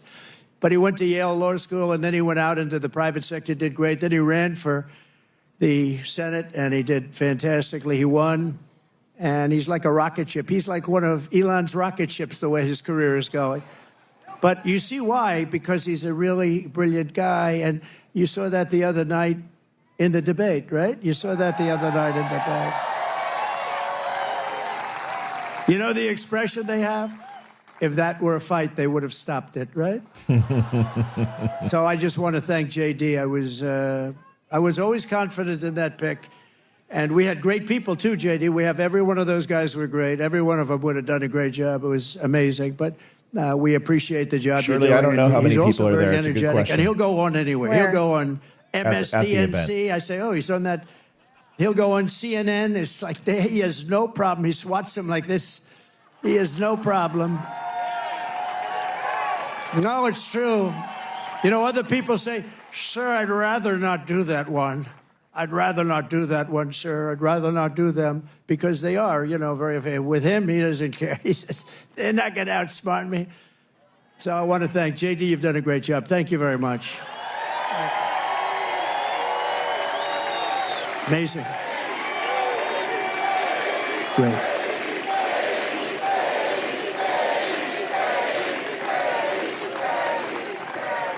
We have a lot of senators and a lot of people from Congress. I'm going to introduce a few of them that are really outstanding, and they are warriors and they're great patriots. Senator Eric Schmidt. Where's Eric Schmidt? He's around here someplace. Nice, tall, handsome guy. Thank you, Eric. What a great job you've done. He helps us so much with the Senate, and we've got a great Senate. We have to get a couple of more senators elected. I think it's going to happen, too. I think it's going to happen. We have members of Congress here. Dan Muser.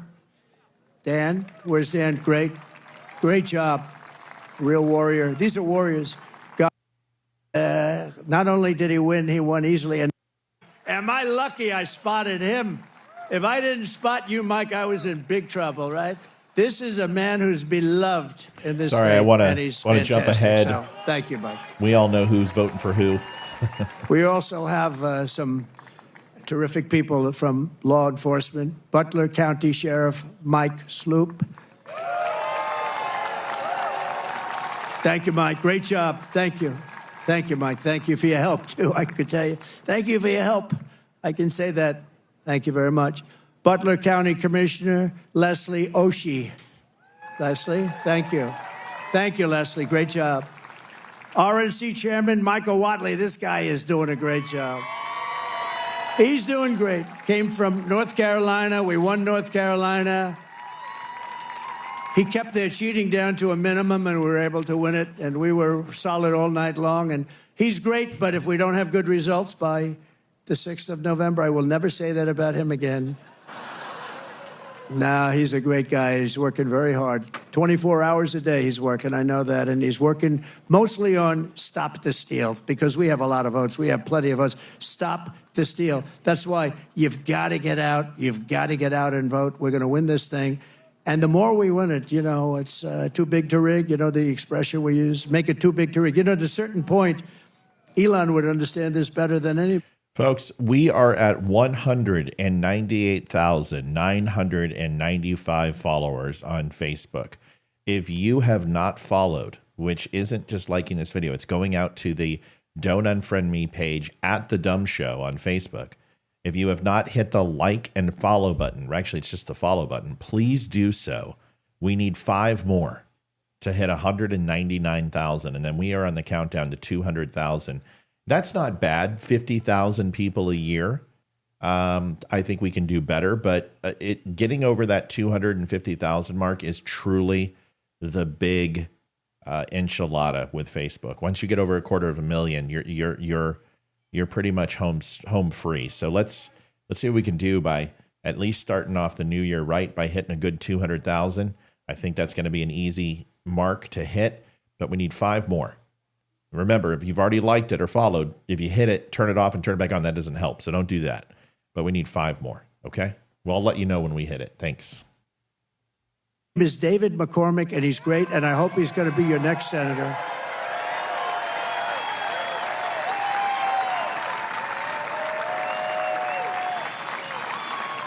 And I see somebody else I didn't know he was here. Mike Kelly. I see Mike Kelly there.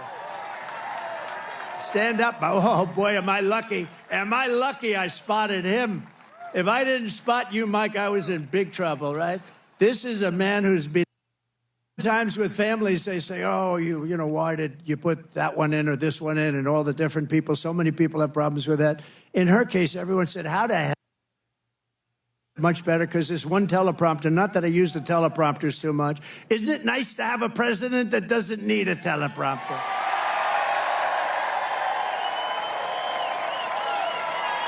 No, we don't need it.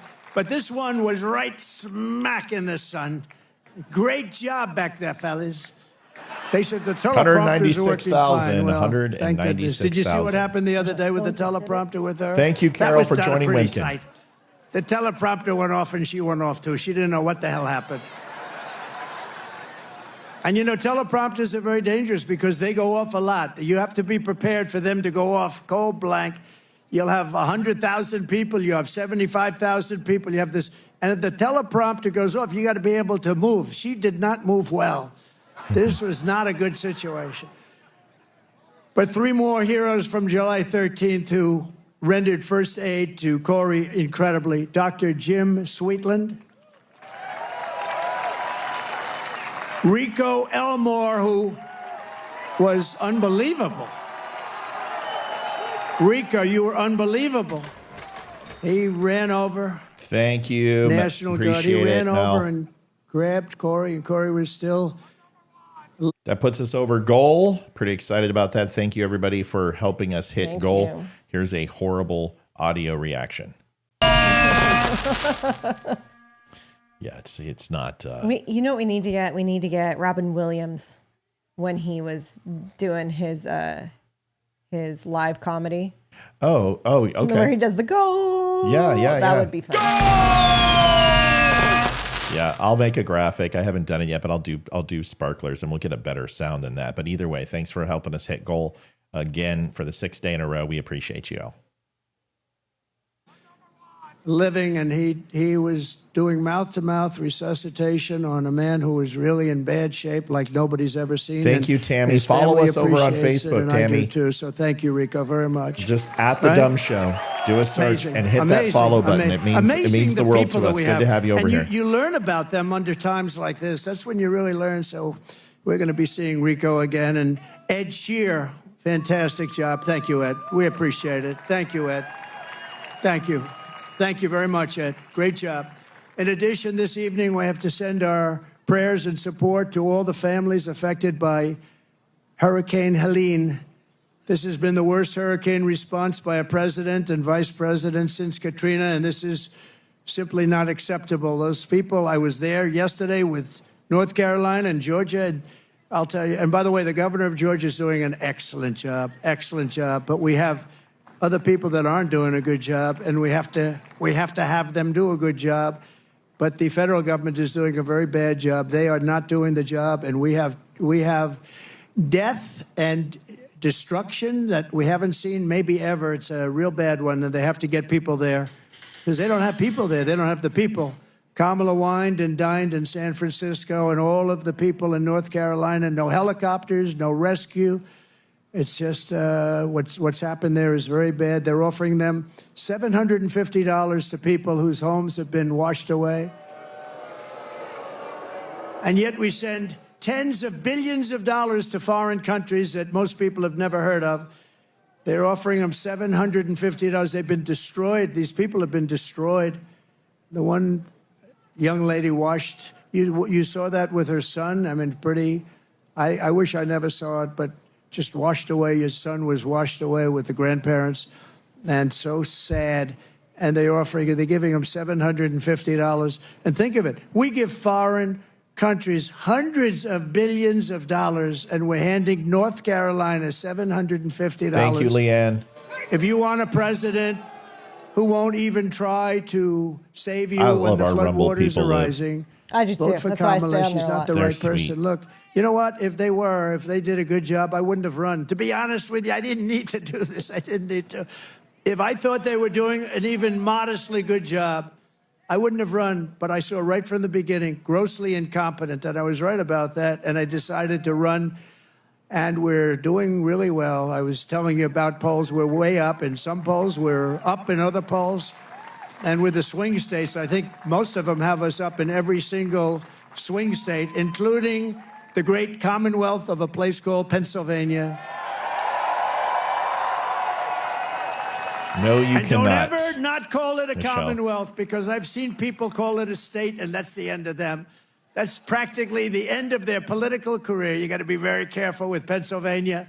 It's that commonwealth. I haven't made that mistake. I don't want to either. It was not a pretty picture. He's if right. you want a Same thing in president who Virginia. will stop at nothing to protect you and your family, I hope you're going to vote for a gentleman named Donald J. Trump. Have you heard of him? Together we will rebuild Western North Carolina, rural Georgia, and every other state that's been so badly affected. That includes Alabama. Virginia was very hit hard. South Carolina was hit very hard. Florida. So many states. Tennessee was hit really hard.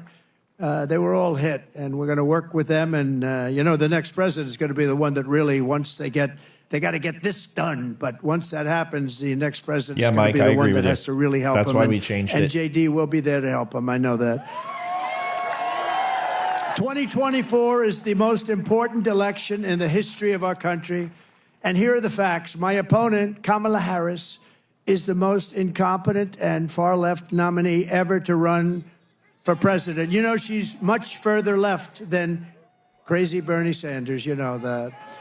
She wants to open borders. She took the most secure border in U.S. history and turned it into the worst border in the history of the world. Remember, she was appointed border czar. She says she wasn't now after 3 years, but she was. But whether she was or not, she was in charge of the border.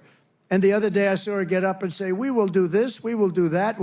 Why didn't they do it 4 years ago? Why didn't they do it? The damage is so bad, and so it's been done. She let in 21 million illegal aliens from all over the world, from prisons and jails and mental institutions. So I'll let you guys know something. I had breakfast with our good friend Mike, who is essentially Grandpa Mike. He would hate That's what Hayden called him, just Grandpa. We would hate it. He would probably slap one of my kids if we call him Grandpa Mike, but he gets mad at me because I make fun of his age. But it's just, I love the man. He's like a brother, an uncle, and a father at the same time. But he happens to know somebody who is good friends with Ollie North. And you guys know that Ollie North lives, literally, I could throw a rock at his house from my house. And we're going to do our best to get him on. I'm trying to get Hung Kao on. So we're doing our best to get as many people on as we can, especially right before the election. Eli is, I think he has another year. This is his last year, so he'll have to run next year off cycle. But I want to try to get Eli back on as well. But anyway, here we go. Mental institutions and insane asylums, and they're terrorists at record levels, at levels we've never seen before. She cost you $29,000 a family through inflation price hikes. And now she wants a larger tax hike, and she wants to go the largest tax hike in American history. There's never been a tax hike like what she's proposing. She's going to raise your taxes a minimum of $3,000. She's a big taxer, and she was the original creator of Defund the Police. I think for all the sheriffs over here, if you're a partner in Defund the Police for even 2 days, you cannot be president. But she was one of the founders of Defund the Police, and she still believes that, by the way. I don't know how anybody could, but she still believes that. And if she ever had a chance, there's a good possibility she'd go back to it. Can you imagine? Somebody's robbing our house. Well, there's nothing we can do about it. That's what they say. There's nothing. You know, they tried it.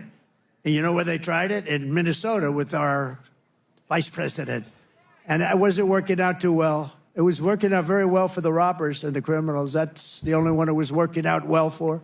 Kamala Harris vowed to abolish ICE. She wants mass amnesty and citizenship for illegals.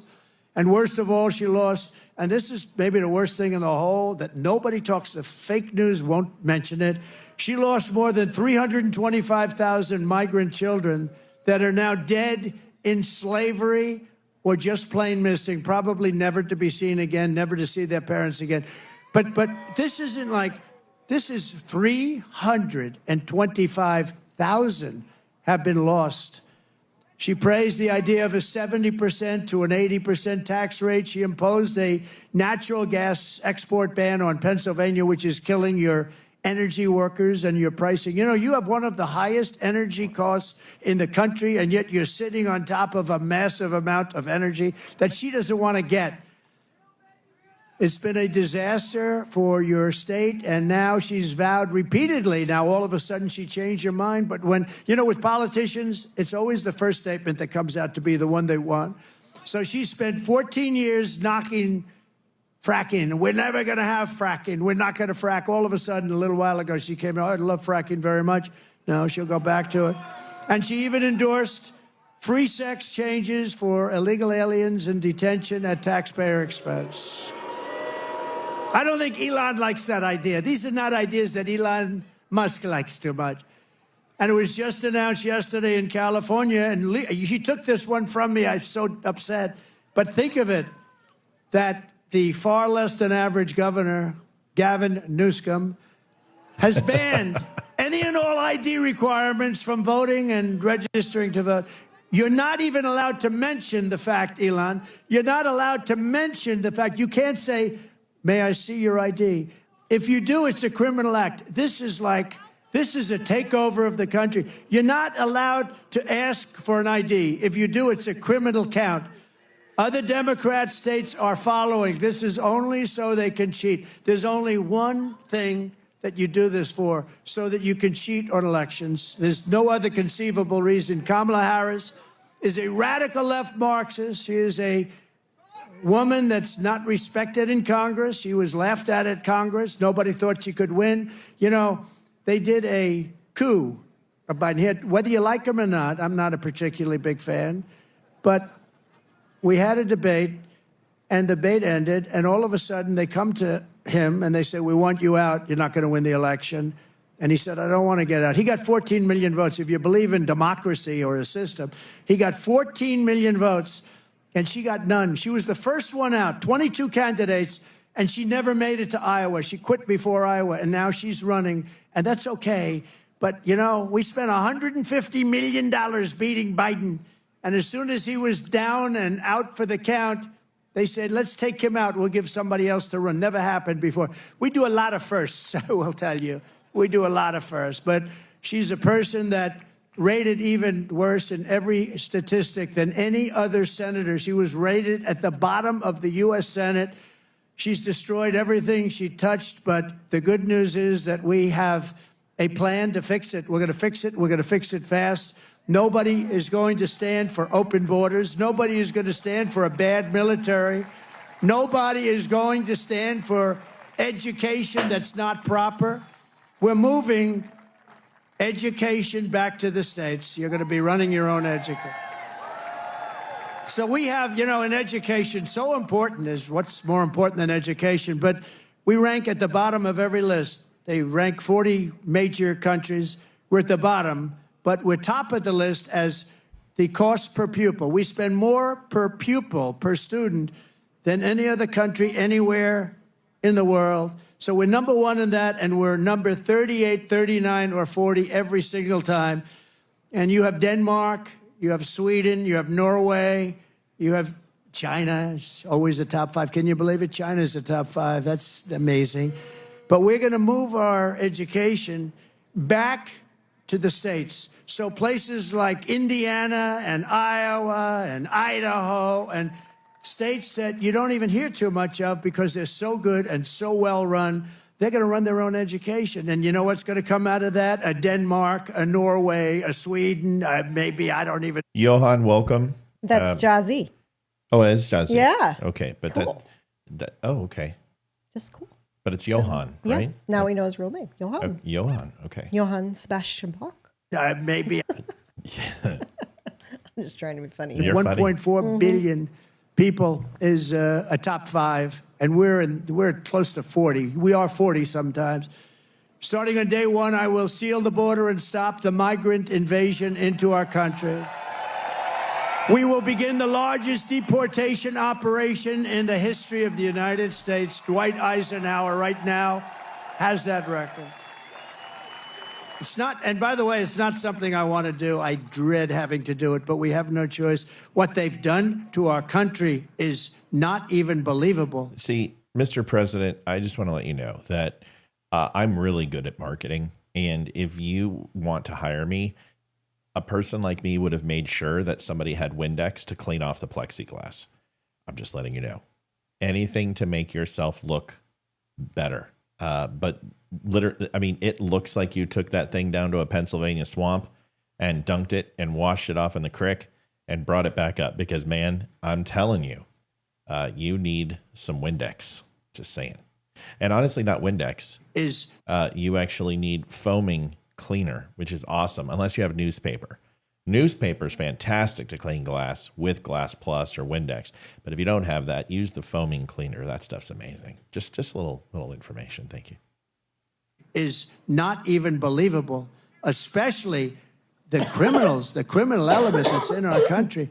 And again, all over the world, crime rates are down because they've taken their criminals and they've dumped them into the United States. And you know what? I would have been worse than them. I would have had it done even faster. They've dumped them into the United States of America, and that's what we have. And it's dangerous out there. We're getting them out. We're getting them out quickly. And we will defeat inflation, and we will make America affordable again. And it's going to start with liquid gold. We have more liquid gold, oil and gas under our feet than any nation in the world, including Saudi Arabia and Russia. We will become energy independent like we were just 4 years ago. You know, 4 years ago, we were energy independent. Can you believe it? And then we were going to become energy dominant. We will be dominant within a matter of months, and we will make so much money. We are going to drill, baby, drill. And we will again open ANWR. Ronald Reagan tried to do it. Every single president from before Reagan tried to do it, and I got it done. ANWR is the largest drilling site anywhere in the world. It could be larger than Saudi Arabia, could be larger than Russia. It's in Alaska. And I got it done, and we worked to get it done. And one of the first things he did was terminate ANWR, and that was going to take care of all of Asia. That was going to make us so much money. We would have paid off debt. You would have gotten, I gave you the biggest tax reduction in history. You would have gotten even a bigger one. You were going to be just very happy. You were going to say, I like that guy very much. 20 million Americans are behind on their electric bills right now. It was just announced. 20 million Americans, they're struggling to pay their monthly bills at a record rate. There's never been anything like it. And it's all because of their anti-U.S. energy regime, which has caused Pennsylvania electricity prices to raise almost 50%. We will cut energy and electricity prices in half within 12 months. We will have your energy prices, your air conditioning, heating, cars if you buy a Tesla, which is good. Which good. We will have your energy prices cut in half. It'll be cut in half within a period of 1 year from January 20th, which is the day we take office. And that's going to save you a lot of money. And that's going to, in turn, bring down the prices of everything. Because, you know, more than anything else, people tell me about the groceries. The groceries are groceries. They use and what they're talking about is food. Everything's going to be coming down when we do that. We're also going to get your interest rates way down. We will bring automobile manufacturing back to the United States at levels never seen before, and we will turn the United States into a manufacturing superpower again. It hasn't been there in many, many years.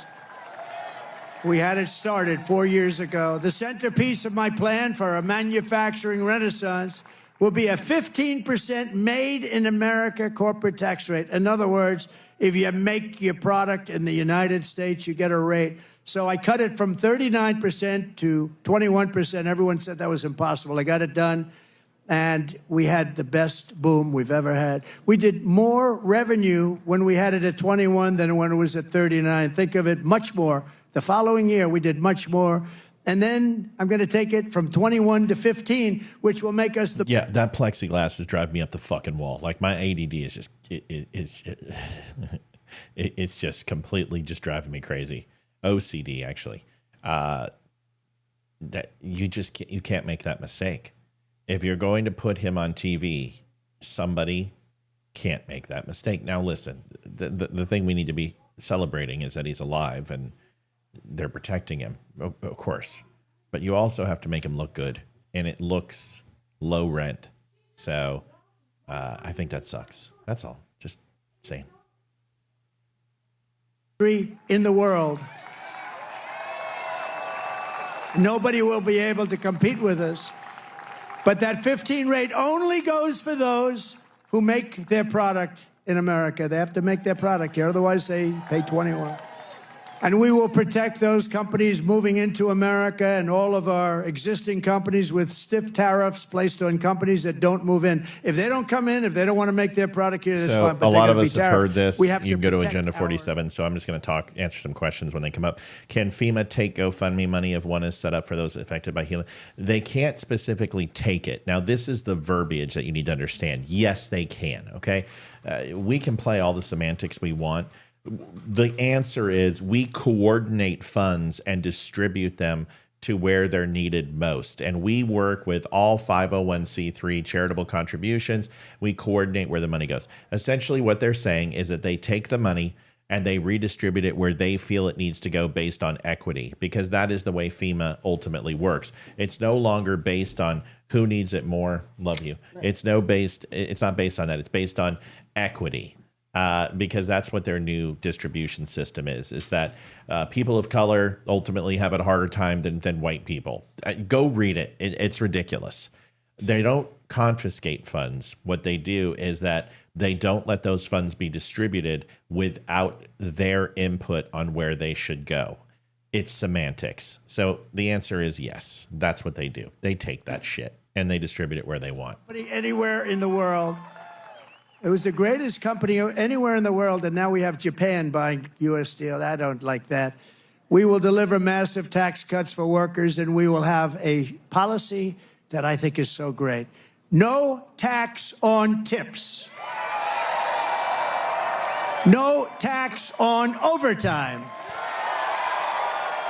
And no tax on Social Security for our great seniors.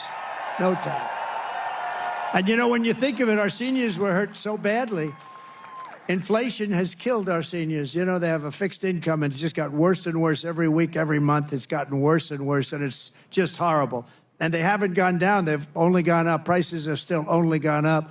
And while working Americans catch up, we're going to put a temporary cap on the credit card interest rates at 10%. People are paying 28% interest, 25% interest. I will always protect Social Security. Yeah, I don't bullshit you guys. So I don't plan on starting now. So here you go. Here is the goal for FEMA. If you remember, they did this. They based the vaccines on equity. Before we got a full idea of what the vaccines were, they distributed them on because of equity, not for any other reason. So they tried to enter the African American communities first, and they saw that the overall reaction to that was low. But disasters impact people and communities differently. Every disaster occurs with a unique context based on a community's geographic, demographic, political, historical, and cultural characteristics. These unique contexts require tailored solutions that are designed to meet their unique needs. Undeserved communities, as well as specific identity groups, often suffer disproportionately from disasters. As a result, disasters worsen inequities already present in society. This cycle compounds the challenges faced by these communities to increase their risk to future disasters by instilling equity as a foundation of emergency management and striving to meet the unique needs of the undeserved communities. The emergency management community can work to break this cycle and build a more resilient nation. The importance of equity in emergency management is not a new concept. Stafford Act requires FEMA assistance to be delivered in an equitable manner without discrimination on the race of base, color, religion, sex, disability. Right, except you're going to discriminate from white people getting it because they're white, because that's what you're saying. So this is an executive order. This was put through by Joe Biden, January 21, and it talks about this. You can go to FEMA. It's right here, and you can read their first goal to instill equity as a foundation. This is the way they distribute. And you can also read the policy, if you would like, on what they do with 501c3 and charitable contributions, that they control the distribution of the money. They don't confiscate, but that money is distributed based upon FEMA and Red Cross, and usually that money finds its way into Red Cross's pocket, and they distribute it based upon what FEMA's directions are. So that's the way it is.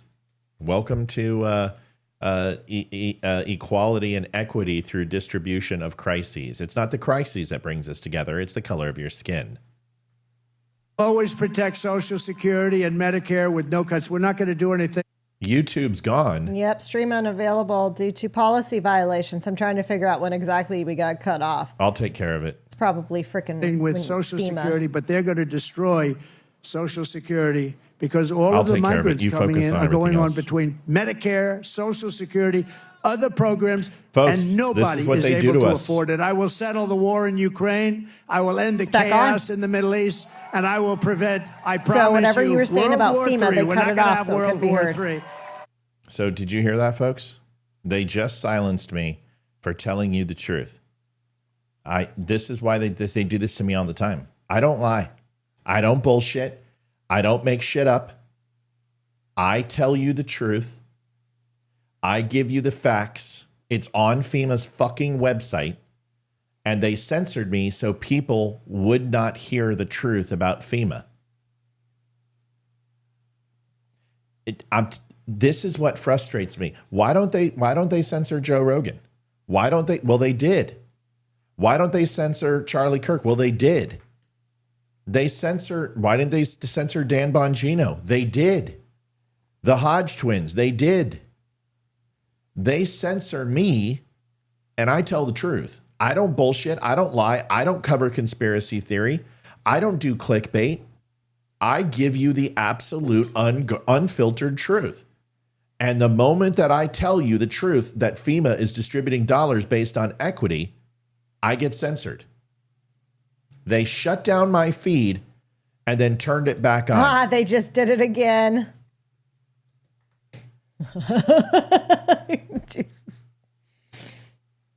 This is unbelievable. Are you sure? Where does it say this? It's on the video just stops playing and it says stream unavailable. Stream suspended for policy violations. Watch, we'll stop talking about FEMA and it'll come back on. Well, like then stop saying it. Stop saying, show us. Don't say it. I'm looking at my account and I don't see a policy violation. Let me go into my account. Hold on. What's the policy violation? They're hitting me for Trump. They're doing what they did last time. Remember? Liv, this is where they suspended me last time. Is they got me on this. And because Donald Trump said things, I don't have any policy violation. Jeez. I'm looking at it. I don't have anything. Your video, the dumb show FEMA Jack Smith is blocked. That's honestly, if I lose YouTube, I don't care. I don't care anymore. I just don't give a shit. Fuck you. Block me. We will just continue to go on the channels and donations will be our source of income. I don't Back give on. Don't say a word. I'm Don't not going say the to. word. Don't say it.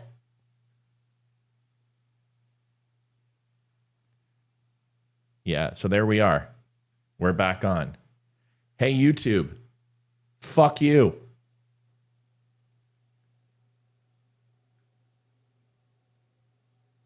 There we are. This is unreal. We're back on. I think, you know what? There it is, me flipping them off. Let me know if it continues to happen, will you? Liv. I will. Absolutely. Okay. All right. We're gonna play the rest of this. Let's get caught up here. I'm going to be like Elon Musk. That's the American dream. But for that. If you exit out of YouTube and go back in, Liv? Yeah. Exit out of YouTube and go back in. Okay. Is it on? Yeah. Okay. It's playing. Hold on.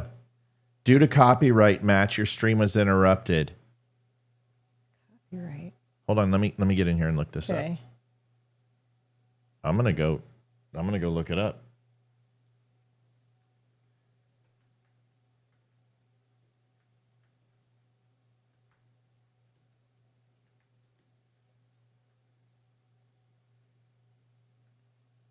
Okay, there it is. Let me get in here and look this up. I'm gonna go look it up for me. It is now. All right, don't mention. So, okay, I'm gonna say something, folks. This is ridiculous. This is exactly what they did during COVID. Is that we would even say the word COVID, and we would get banned. Donald Trump, I played Donald Trump's rallies, and it's not copyright. They are 100% free and clear to stream. And this is how I lost my YouTube channel last year. We had like 2,000 followers on YouTube. It was growing fine. Everything was beautiful. And this 2 years ago. And they deleted my channel. Gave me 3 strikes on one video. Boom, boom, boom. Disinformation. Banned me. So we started it again. And I started a new channel. And now this channel's at 1,500 after almost 2 years. Olivia busted her ass to create it. And they're doing the exact same fucking thing. There's no copyright infringement here. We're talking, we're having a conversation, but because I talk about FEMA and I tell you the truth about their equity policies, every time we mention it, they shut us down. Does that not bother you? Mm-hmm. So folks, it comes down to this. Honestly, I'll say it again. If you want the Dumb Show to be free, if you want us to continue, you have to donate. Because we're not making money off these, but these platforms won't pay us. We used to make money off of YouTube and Facebook. We didn't ask for donations. This is what they do. They shut us down. And I don't want your money. I want you to keep your money. But guess what? I don't have a choice because I got to pay for all this. And the only way to pay for all of this is through donations because they won't help us. There is nothing that I said that was incorrect. There is nothing that I said was a lie. Everything I've told you about FEMA is 100% true. And then we stopped talking about it. They brought us back on. We talked about it again, and they shut us down. Now we can't even say the word. This should bother you. This is censorship. And I told you we weren't lying to you. This is why they destroyed our channel first. And it was the same thing and around the same time. Yep. Unbelievable. I got to get back into this because my Safari, I got to restart this.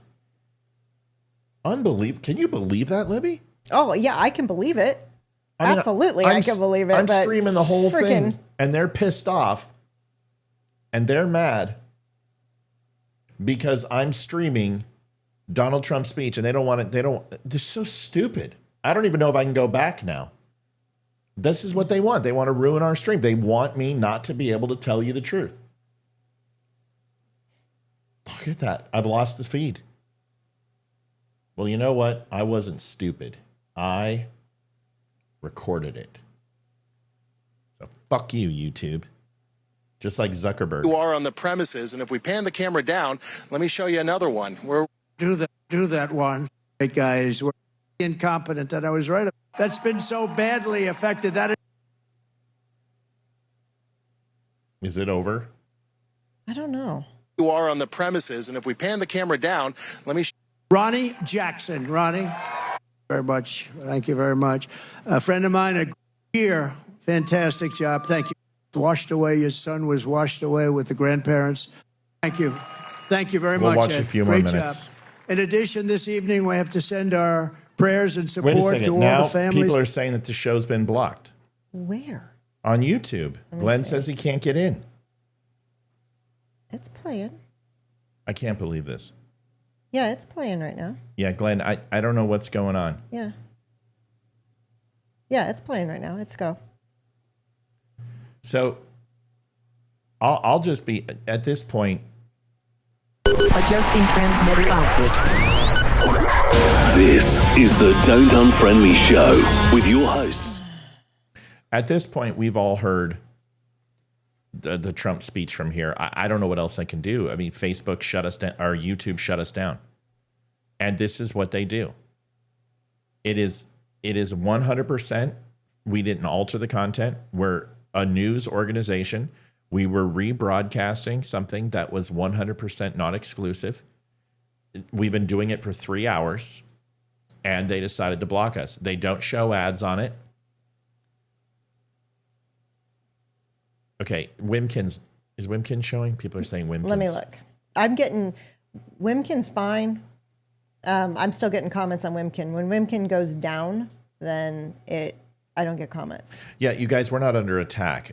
We don't. No, it's we on. don't stream. You can't attack me. They can try to DDoS attack. You can't attack me. There's no way. No, it's fine. Unless you Wimpkins had no physically come to my house, you can't. Good luck. I'm just letting you know. You can try. Good luck. Try to shut me down from here. You can't. But they can attack the servers. Okay. But it doesn't matter. YouTube shut us down when we talked about FEMA. And I told you we weren't lying to you. This is what they do. Thank you for the donation. Somebody just donated. Okay, let me look. But this is we need your help because they took us away. It's blocking you from my YouTube feed now. YouTube's up right now, so I don't know what's going on. You may have to just go completely back out, shut everything down, and then come back in. All right, I'm gonna see. Let me go to Rumble and see if he's still on. I don't think he's still on.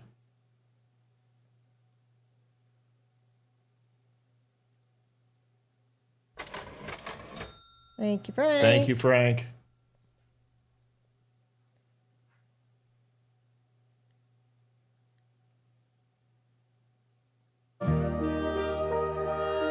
Well, it's where the Army weathered its brutal winter at Valley Forge, where General George Washington led his men on a daring mission across the Delaware, and where generations of tough, strong, beautiful miners and steelworkers put Pennsylvania's spirit into every single thing they did.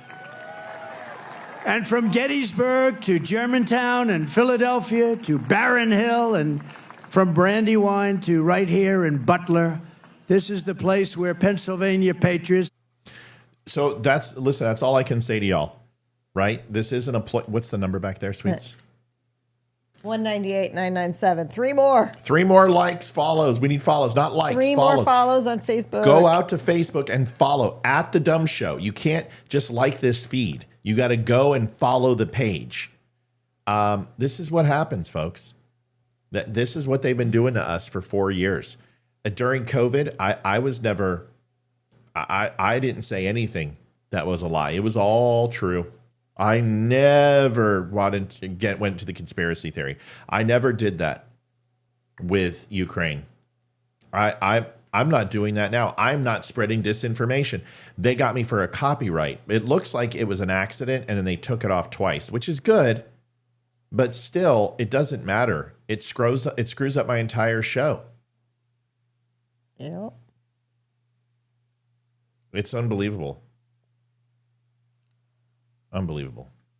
Poured out their blood with the love of their country. They love their country so much. And so in honor of all those American heroes. Amy, I was thinking the same thing. They're going to go ahead and say, oh, Trump talks about kids when he talks about minors. Of course. That's what they'll do. They'll be like, oh, he's talking about little kids. He called them beautiful minors. He's sick. He's a pedo. That's what they do. Before us, we will press forward. We will push onward, and together we will win, win, win. We're going to win, win, win.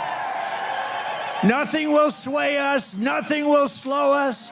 And no one will ever stop us, no matter what dangers come our way, no matter what obstacles we must face. We will keep striving before us. We will press forward. American future. We will push onward, and together we will not allow ourselves to win. From this day forward, we will always put America first, and we will take nothing back will and sway us. Nothing will slow us. November 5th, and no one will ever stop us, no matter what dangers come our way. And together with no matter what obstacles we must face, we will make America powerful again. American future. We will push onward, and together we will not allow ourselves to win. This day forward, we will put America first. Nothing will sway us. Nothing will slow us. November 5th, and no one will ever. Holy shit! Wow! My God! All right, I guess we're not blocked anymore because there it is. Okay. All right, let's. We will make America wealthy again. We will make America healthy again. We will make America strong again. We will make America proud again. We will make America safe again. And we will make America great again. Thank you, Pennsylvania. God bless you. God bless you, Pennsylvania. La. All right, I'm just going to get to the singing real quick, and I heard it's good.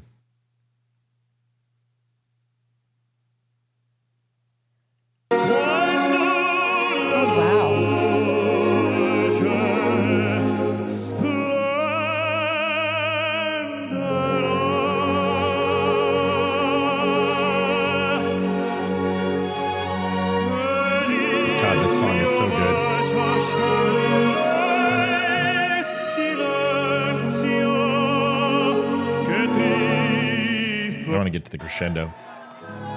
I know. Here we go.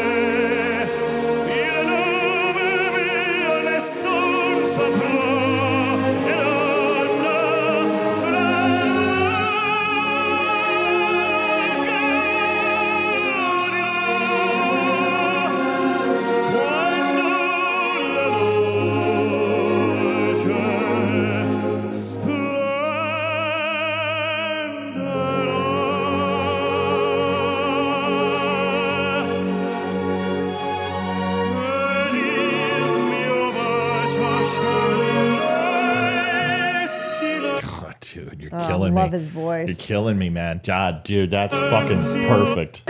Love his voice. This is it right here. So this is the crescendo, and just, oh my God, the climax is huge.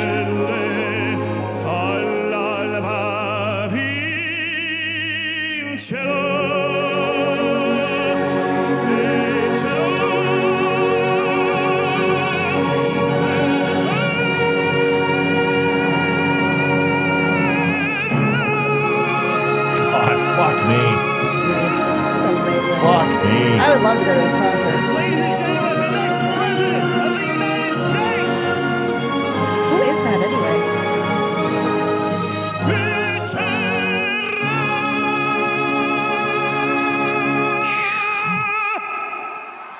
My God.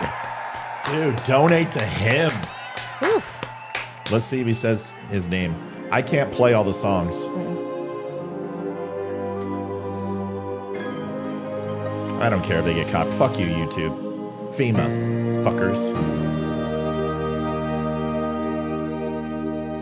Apparently he's saying hallelujah. And I heard it was beautiful. Heard there was a secret chord that David played and it pleased the Lord. But you don't really care for. Karen, you've never heard that song by Pavarotti? Oh my gosh, it's beautiful. Bocelli does it too. It's one of the most beautiful Italian male operatic pieces ever made.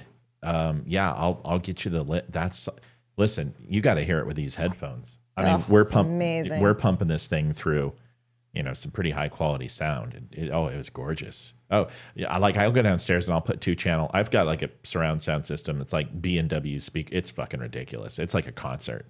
And I'll put that piece on and it'll shake the whole house. And it's so great. I'm sorry I'm cussing, but when I get inspired by music or art or a book, I get foul mouthed. I don't know why, but it's just what I do. But I absolutely love that piece. It's so good. And if you haven't seen the movie Sum of All Fears, which is really shit with Ben Affleck, it's a great book. But the ending plays that song, and it's like Russia and the United States are getting retribution on a Nazi German movement in modern times, which totally screwed the book of Sum of All Fears up. But it doesn't matter. Go watch it because it's so good. So good. All right, let's listen to this. Music do you goes like this: the fourth, the fifth, the minor four, the major. He said his name's Monciano or something like that. Look it up for me, please. Okay, I gotta fast forward because I don't want to get hit.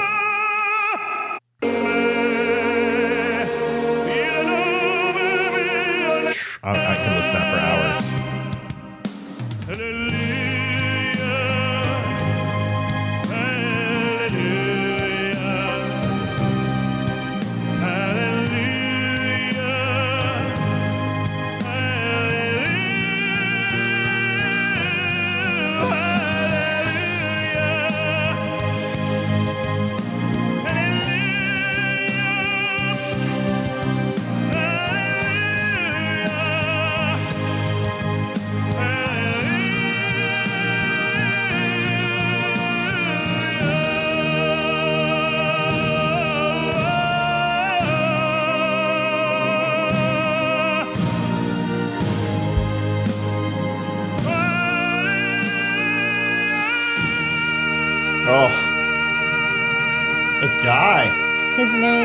Omar Mancini. He's an Italian tenor Mancini. singer. I thought he was a Mancione. That's what I thought. Yeah, Mancini. Somebody absolutely. said Christopher Macchio is what they're saying. Hang on. If it's Mancini, I know who Mancini is. Christopher. But I don't think this is Mancini. Macchio. Yeah, let's check.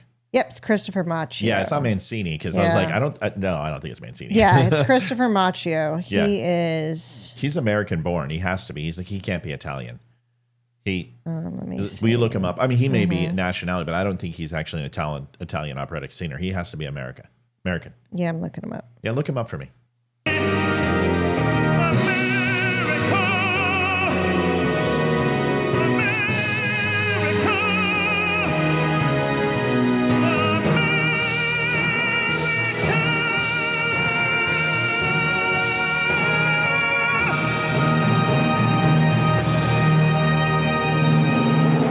Lady, we got you. Lady J, you're there. You're good. You're not blocked. Oh Lord, my God, when I often wonder. Oh yeah, he's a tenor. Yeah, he's a tenor. I'm trying to figure out where he was born. He's not an alto. He's a tenor. He would make it on the list of the three tenors. You guys remember the three tenors when they had was it Buccelli, Pavarotti, and Mancini together, I believe, but I could be wrong. Maybe I have the names wrong, but it doesn't matter. The three tenors were incredible. He'd be a fourth tenor. He'd be amazing. He's from New York. I know he was. He's only 2 years older than me. Born in Manhattan, New York City. Yeah, he's American. I knew he was American. You could hear it. Listen, he's good. But he's not an Italian operatic singer. There's just a slight difference on the roles, the pronunciation of the words. He is definitely like a top 10 male operatic singer in the world, in my opinion. But he's not Pavarotti. He's not Buccelli. But he's amazing. He's fucking amazing.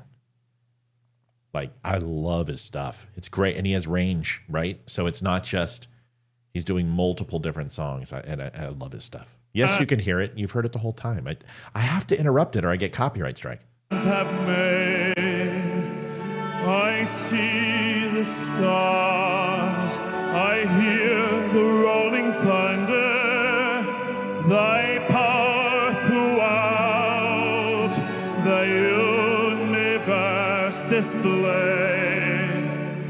Then sings my soul, my Savior God, to thee. Oh, how great he's good. thou art.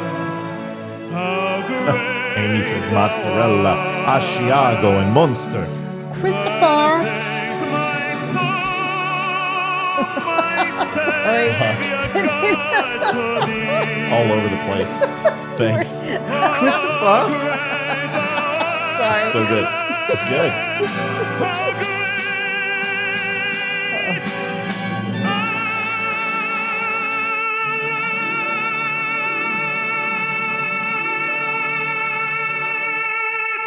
Yeah, he's pretty amazing. Christopher what? Mancini? Macchio. Macchio. Macchio. Macchio. M-A-C-C-I-O? M-A-C-C-H. Oh, like Ralph Macchio. You're all joining in with me. Here we go.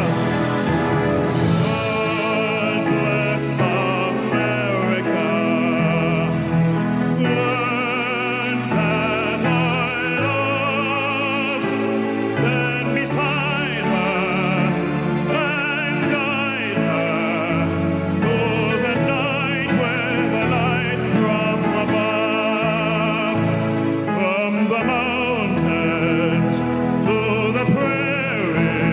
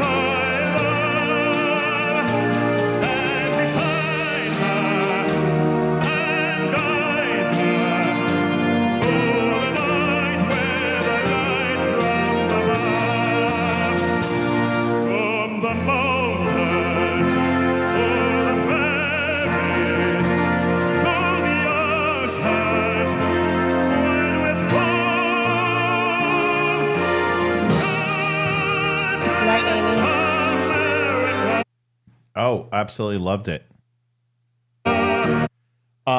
So Nissan Dorma is, do you know how to spell that? N-E-S-S, will you spell it for me in YouTube? Nissan. Nissan Dorma. In YouTube, okay. N-E-S-S-U-N-D-O-R-M-A, and it's a space in between. D-O-R-M-A, got it. So that's the one we first heard, and that's Nissan Dorma, and that's one of the most, like, consistently most popular songs that you will hear male operatic singers. Giacomo Porci, I think is how you say his name, P-U-R-C-I. It's a plane. It's like Tanut or Pernut. I don't remember the name of the Italian opera.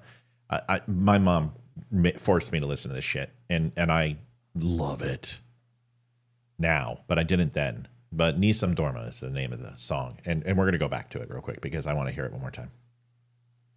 And if you haven't heard this song, it will destroy your soul in a good way.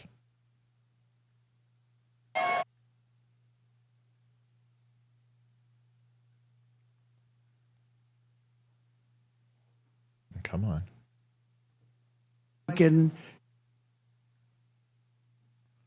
Why does it do this?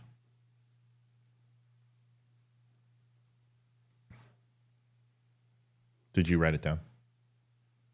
Write what down? Nisam Dorma. Yes. For people so they can. Yes. People are asking what it was.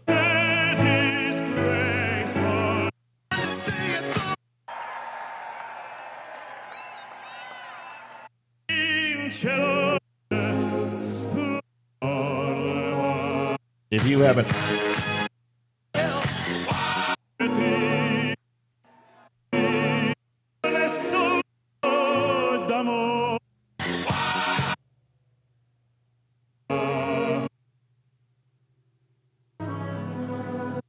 All right, so a lot of people haven't heard this, it seems. I can't believe that, you uncultured swine. The hell's wrong with you people?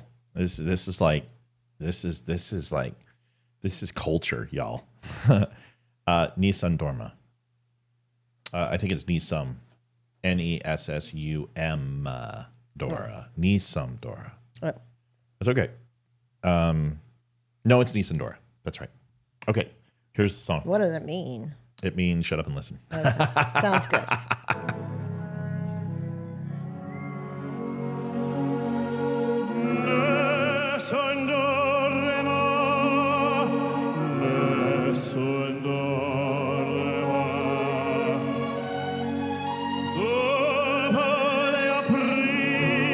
Principessa, nella tua fredda stanza, guardati le stelle che tremano d'amore e di speranza.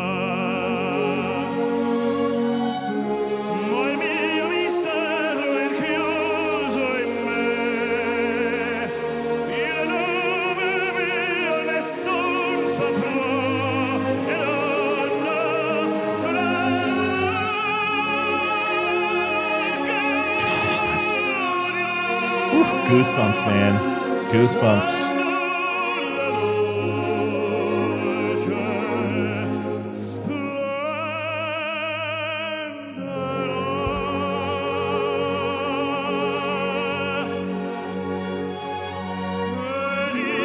Oh, Lady J, I have not only listened to the Three Tenors, we had a chance to go to the Three Tenors when I was a young man, along with Arthur Fiedler and some of the greats. So I'm I'm not an opera fan, but there are pieces like this that just absolutely haunt my soul. And I'm going to continue to listen to this real quick.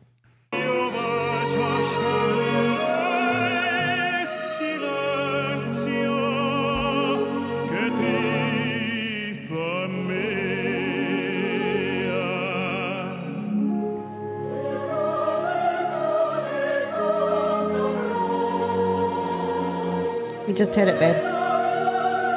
We hit what? 199,000. Nice job.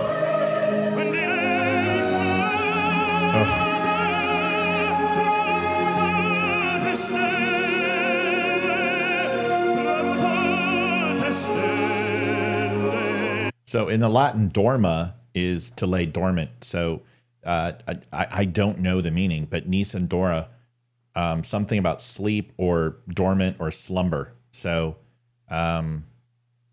nisum sounds like a negative in Latin. So I don't know. Shan't sleep, shall wake up, shall rise from a slumber. I don't know, something like that. Somebody look it up. But that's what dorma is. I know that much. I don't. My Latin is rusty, big time. I don't speak it. I just have read enough to pick up some remnants. Someone tell me if that's what it means.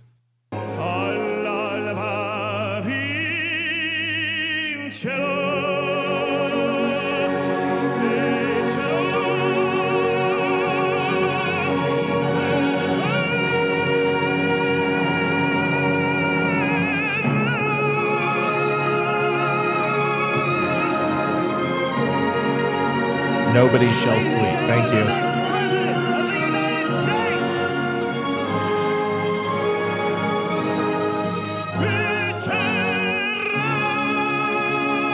Yeah, he's good. Folks, thanks for watching the Don't Unfriend Me show. If you have not listened to that by the Three Tenors and Pavarotti, Pavarotti does it effortlessly. And listen, this gentleman is incredible.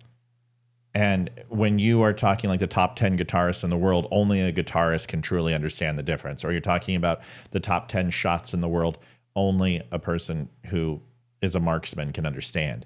When it comes to the best hockey players in the world, only hockey players or people who understand the sport can really, truly understand. The same thing is with this.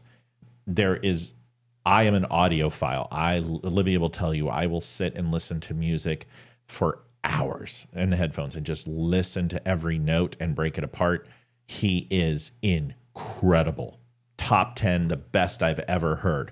But if you want to hear that song done in a way that'll blow your socks off, go listen to Pavarotti do it. Or Bocelli. Either one do it incredibly well. And if you want to hear one other thing, if Stairway to Heaven by Zeppelin is one of your favorite songs ever, you must go listen to it be done by Heart. And that will knock your socks off. Glenn says I just posted the lyrics. Before we go, Melanie just messaged me. She's one of our listeners, longtime listeners. She left early because her son was rushed to the hospital.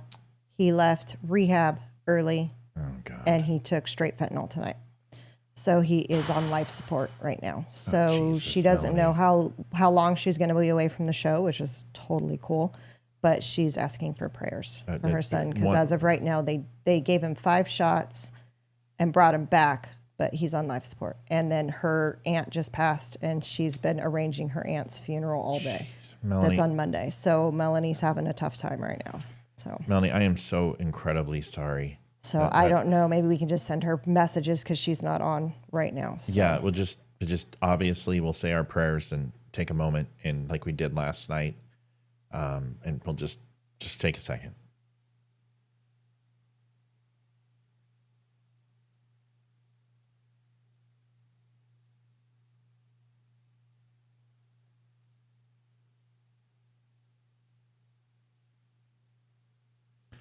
Yeah, if anyone could just take a minute and do that, I would appreciate that. And as I get older, the power of prayer, it may do good, it may not do good, but at least it allows me to say something that I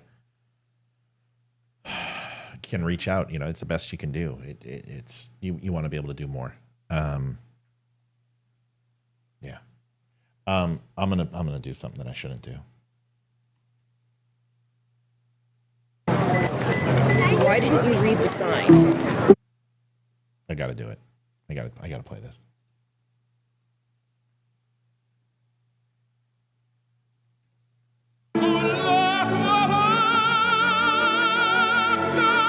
Listen to the difference.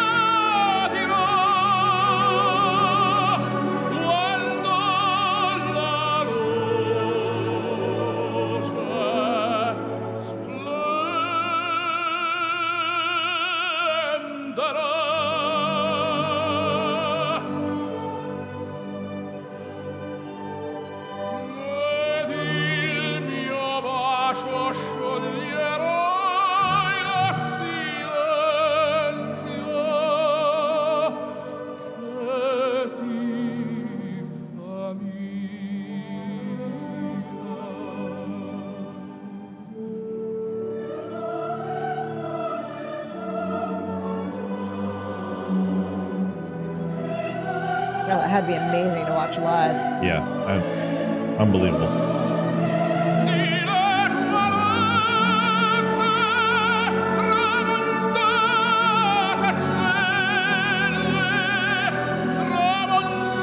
So Placido Domingo, Pavarotti, I can't remember the other guy's name. It's killing me. And then there was another tenor group, and I thought it was Pavarotti, Bocelli, and I think it was Mancini. I don't know because I didn't see that. If I'm not mistaken, Bocelli, his son, and his grandson sing together. Is that what it was? I think yeah. So I know that, it's Bocelli, his son, and his grandson all have amazing voices. And Jose Carreras. Jose Carreras. Yeah. That's the third tenor. They sing together, and I guess Ed Sheeran went and did something with them as well. Yeah. Yeah, this was at the Hollywood Bowl, I believe. The Hollywood Bowl that yeah. God, it was so long. I don't know. Anyway, here we go.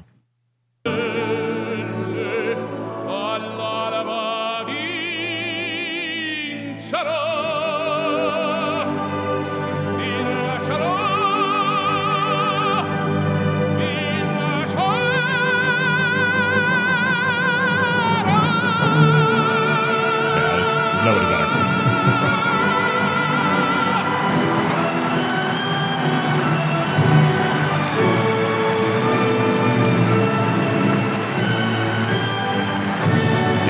It's nobody better. But that's the thing, is that they're both incredibly talented. I'm going to download his stuff, and I took a copyright strike. I'm sure. Fuck them. I don't care. Fuck YouTube. It's not like we're getting paid for it anyway. Yeah, Melanie, prayers to you for sure. Thank you. God bless your son, and I hope that he is okay. Folks, do me a favor, if you do not mind. We just hit 199,000 people on Facebook. We need 999 more now. So go out there and do us a favor and share, like, and subscribe. To tell you about maybe we can do a show, tell you about some of the concerts I've been to. I've been to quite a few. Music was a very big part. Neil Diamond, Grateful Dead, Pink Floyd, yes, Emerson, Lake and Palmer. I would just love to share the music. I love music. Music is my life. Arthur Fiedler was one of the greatest concerts. We saw him 4th of July in California at the Hollywood Bowl. It was incredible. So love music, love classical, a lot of things you don't know about me. Anyway, God bless you guys and girls. Thank you for watching the Don't Unfriend Me show tonight. I hope we brought a little brightness to your Saturday. We will see you on Monday, and please take care of each other. Please talk to each other, and please be kind to each other. Liv, did you have anything you want to? Thank you all for the donations and for praying for Melanie. And thank you all. Appreciate all of your support, as always. All right. Outstanding. Thank you, everybody. Good night, and we will see you to Monday. To Monday. To Monday. To Monday. See you, everybody. Thanks for your donations tonight. God bless. Adjusting transmitter output. This is the Don't Unfriend Me show. With your hosts, Matt, Leroy, Amy, and Olivia. Geopolitics, military analysis, and election coverage. Coming to you live on all major social media channels at The DUM Show.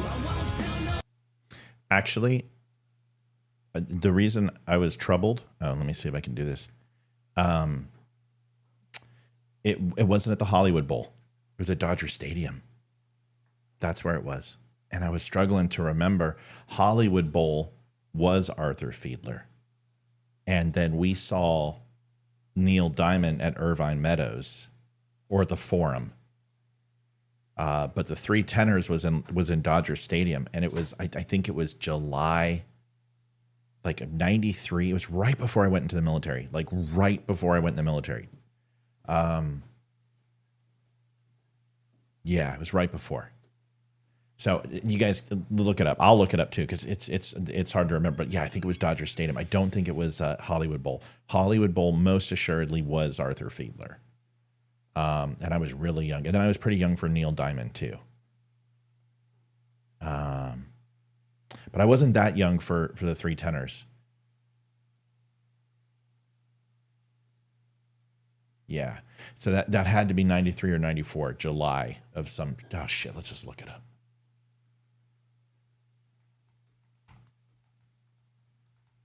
And the acoustics it was good, but it wasn't that. Because like I've listened to concerts at Red Rocks. I've listened to concerts at the Hollywood Bowl, Griffith Observatory, at the Buell Theater, and I've Dodger Stadium is just an open forum. Let me see. Yeah, Dodger Stadium. There it is. Holy shit. Yeah. There it is. Yep. No way. So cool. July of 94. Yep. July 16th, 1994. God, it's amazing when you think back and you're just like, a long time ago. Yeah, Pavarotti, plus Placido Domingo, and Jose Carreras. Yeah. Pretty cool. Anyway, if you have not had a chance to listen, go listen. Bob Seger at the Fabulous Forum, Greek Theater. No, I was talking about the LA Forum, where the Kings played. There's Staples Center now, but it used to be the Forum, I believe. Neil Diamond, great concert. Great concert. I love Neil Diamond. He was so good. Jazz singer, Coming to America, Rhythm and Blue Jeans. Amazing. We'll have to do a concert night. I saw Diamond in combination at Red Stadium fireworks. Oh, yeah, that's awesome. Looking for FEMA link to equity. Hope you or someone can send. I'll send it, Chuck, right now. I don't care. They're already going to cancel this shit. Let me look it up, and then I got to go. It's been a long night. I just put it in chat for you. There you go. Everybody who's looking for it. There it is. All right, now I got to go. Good night, everybody. God bless. See you next time. Bye.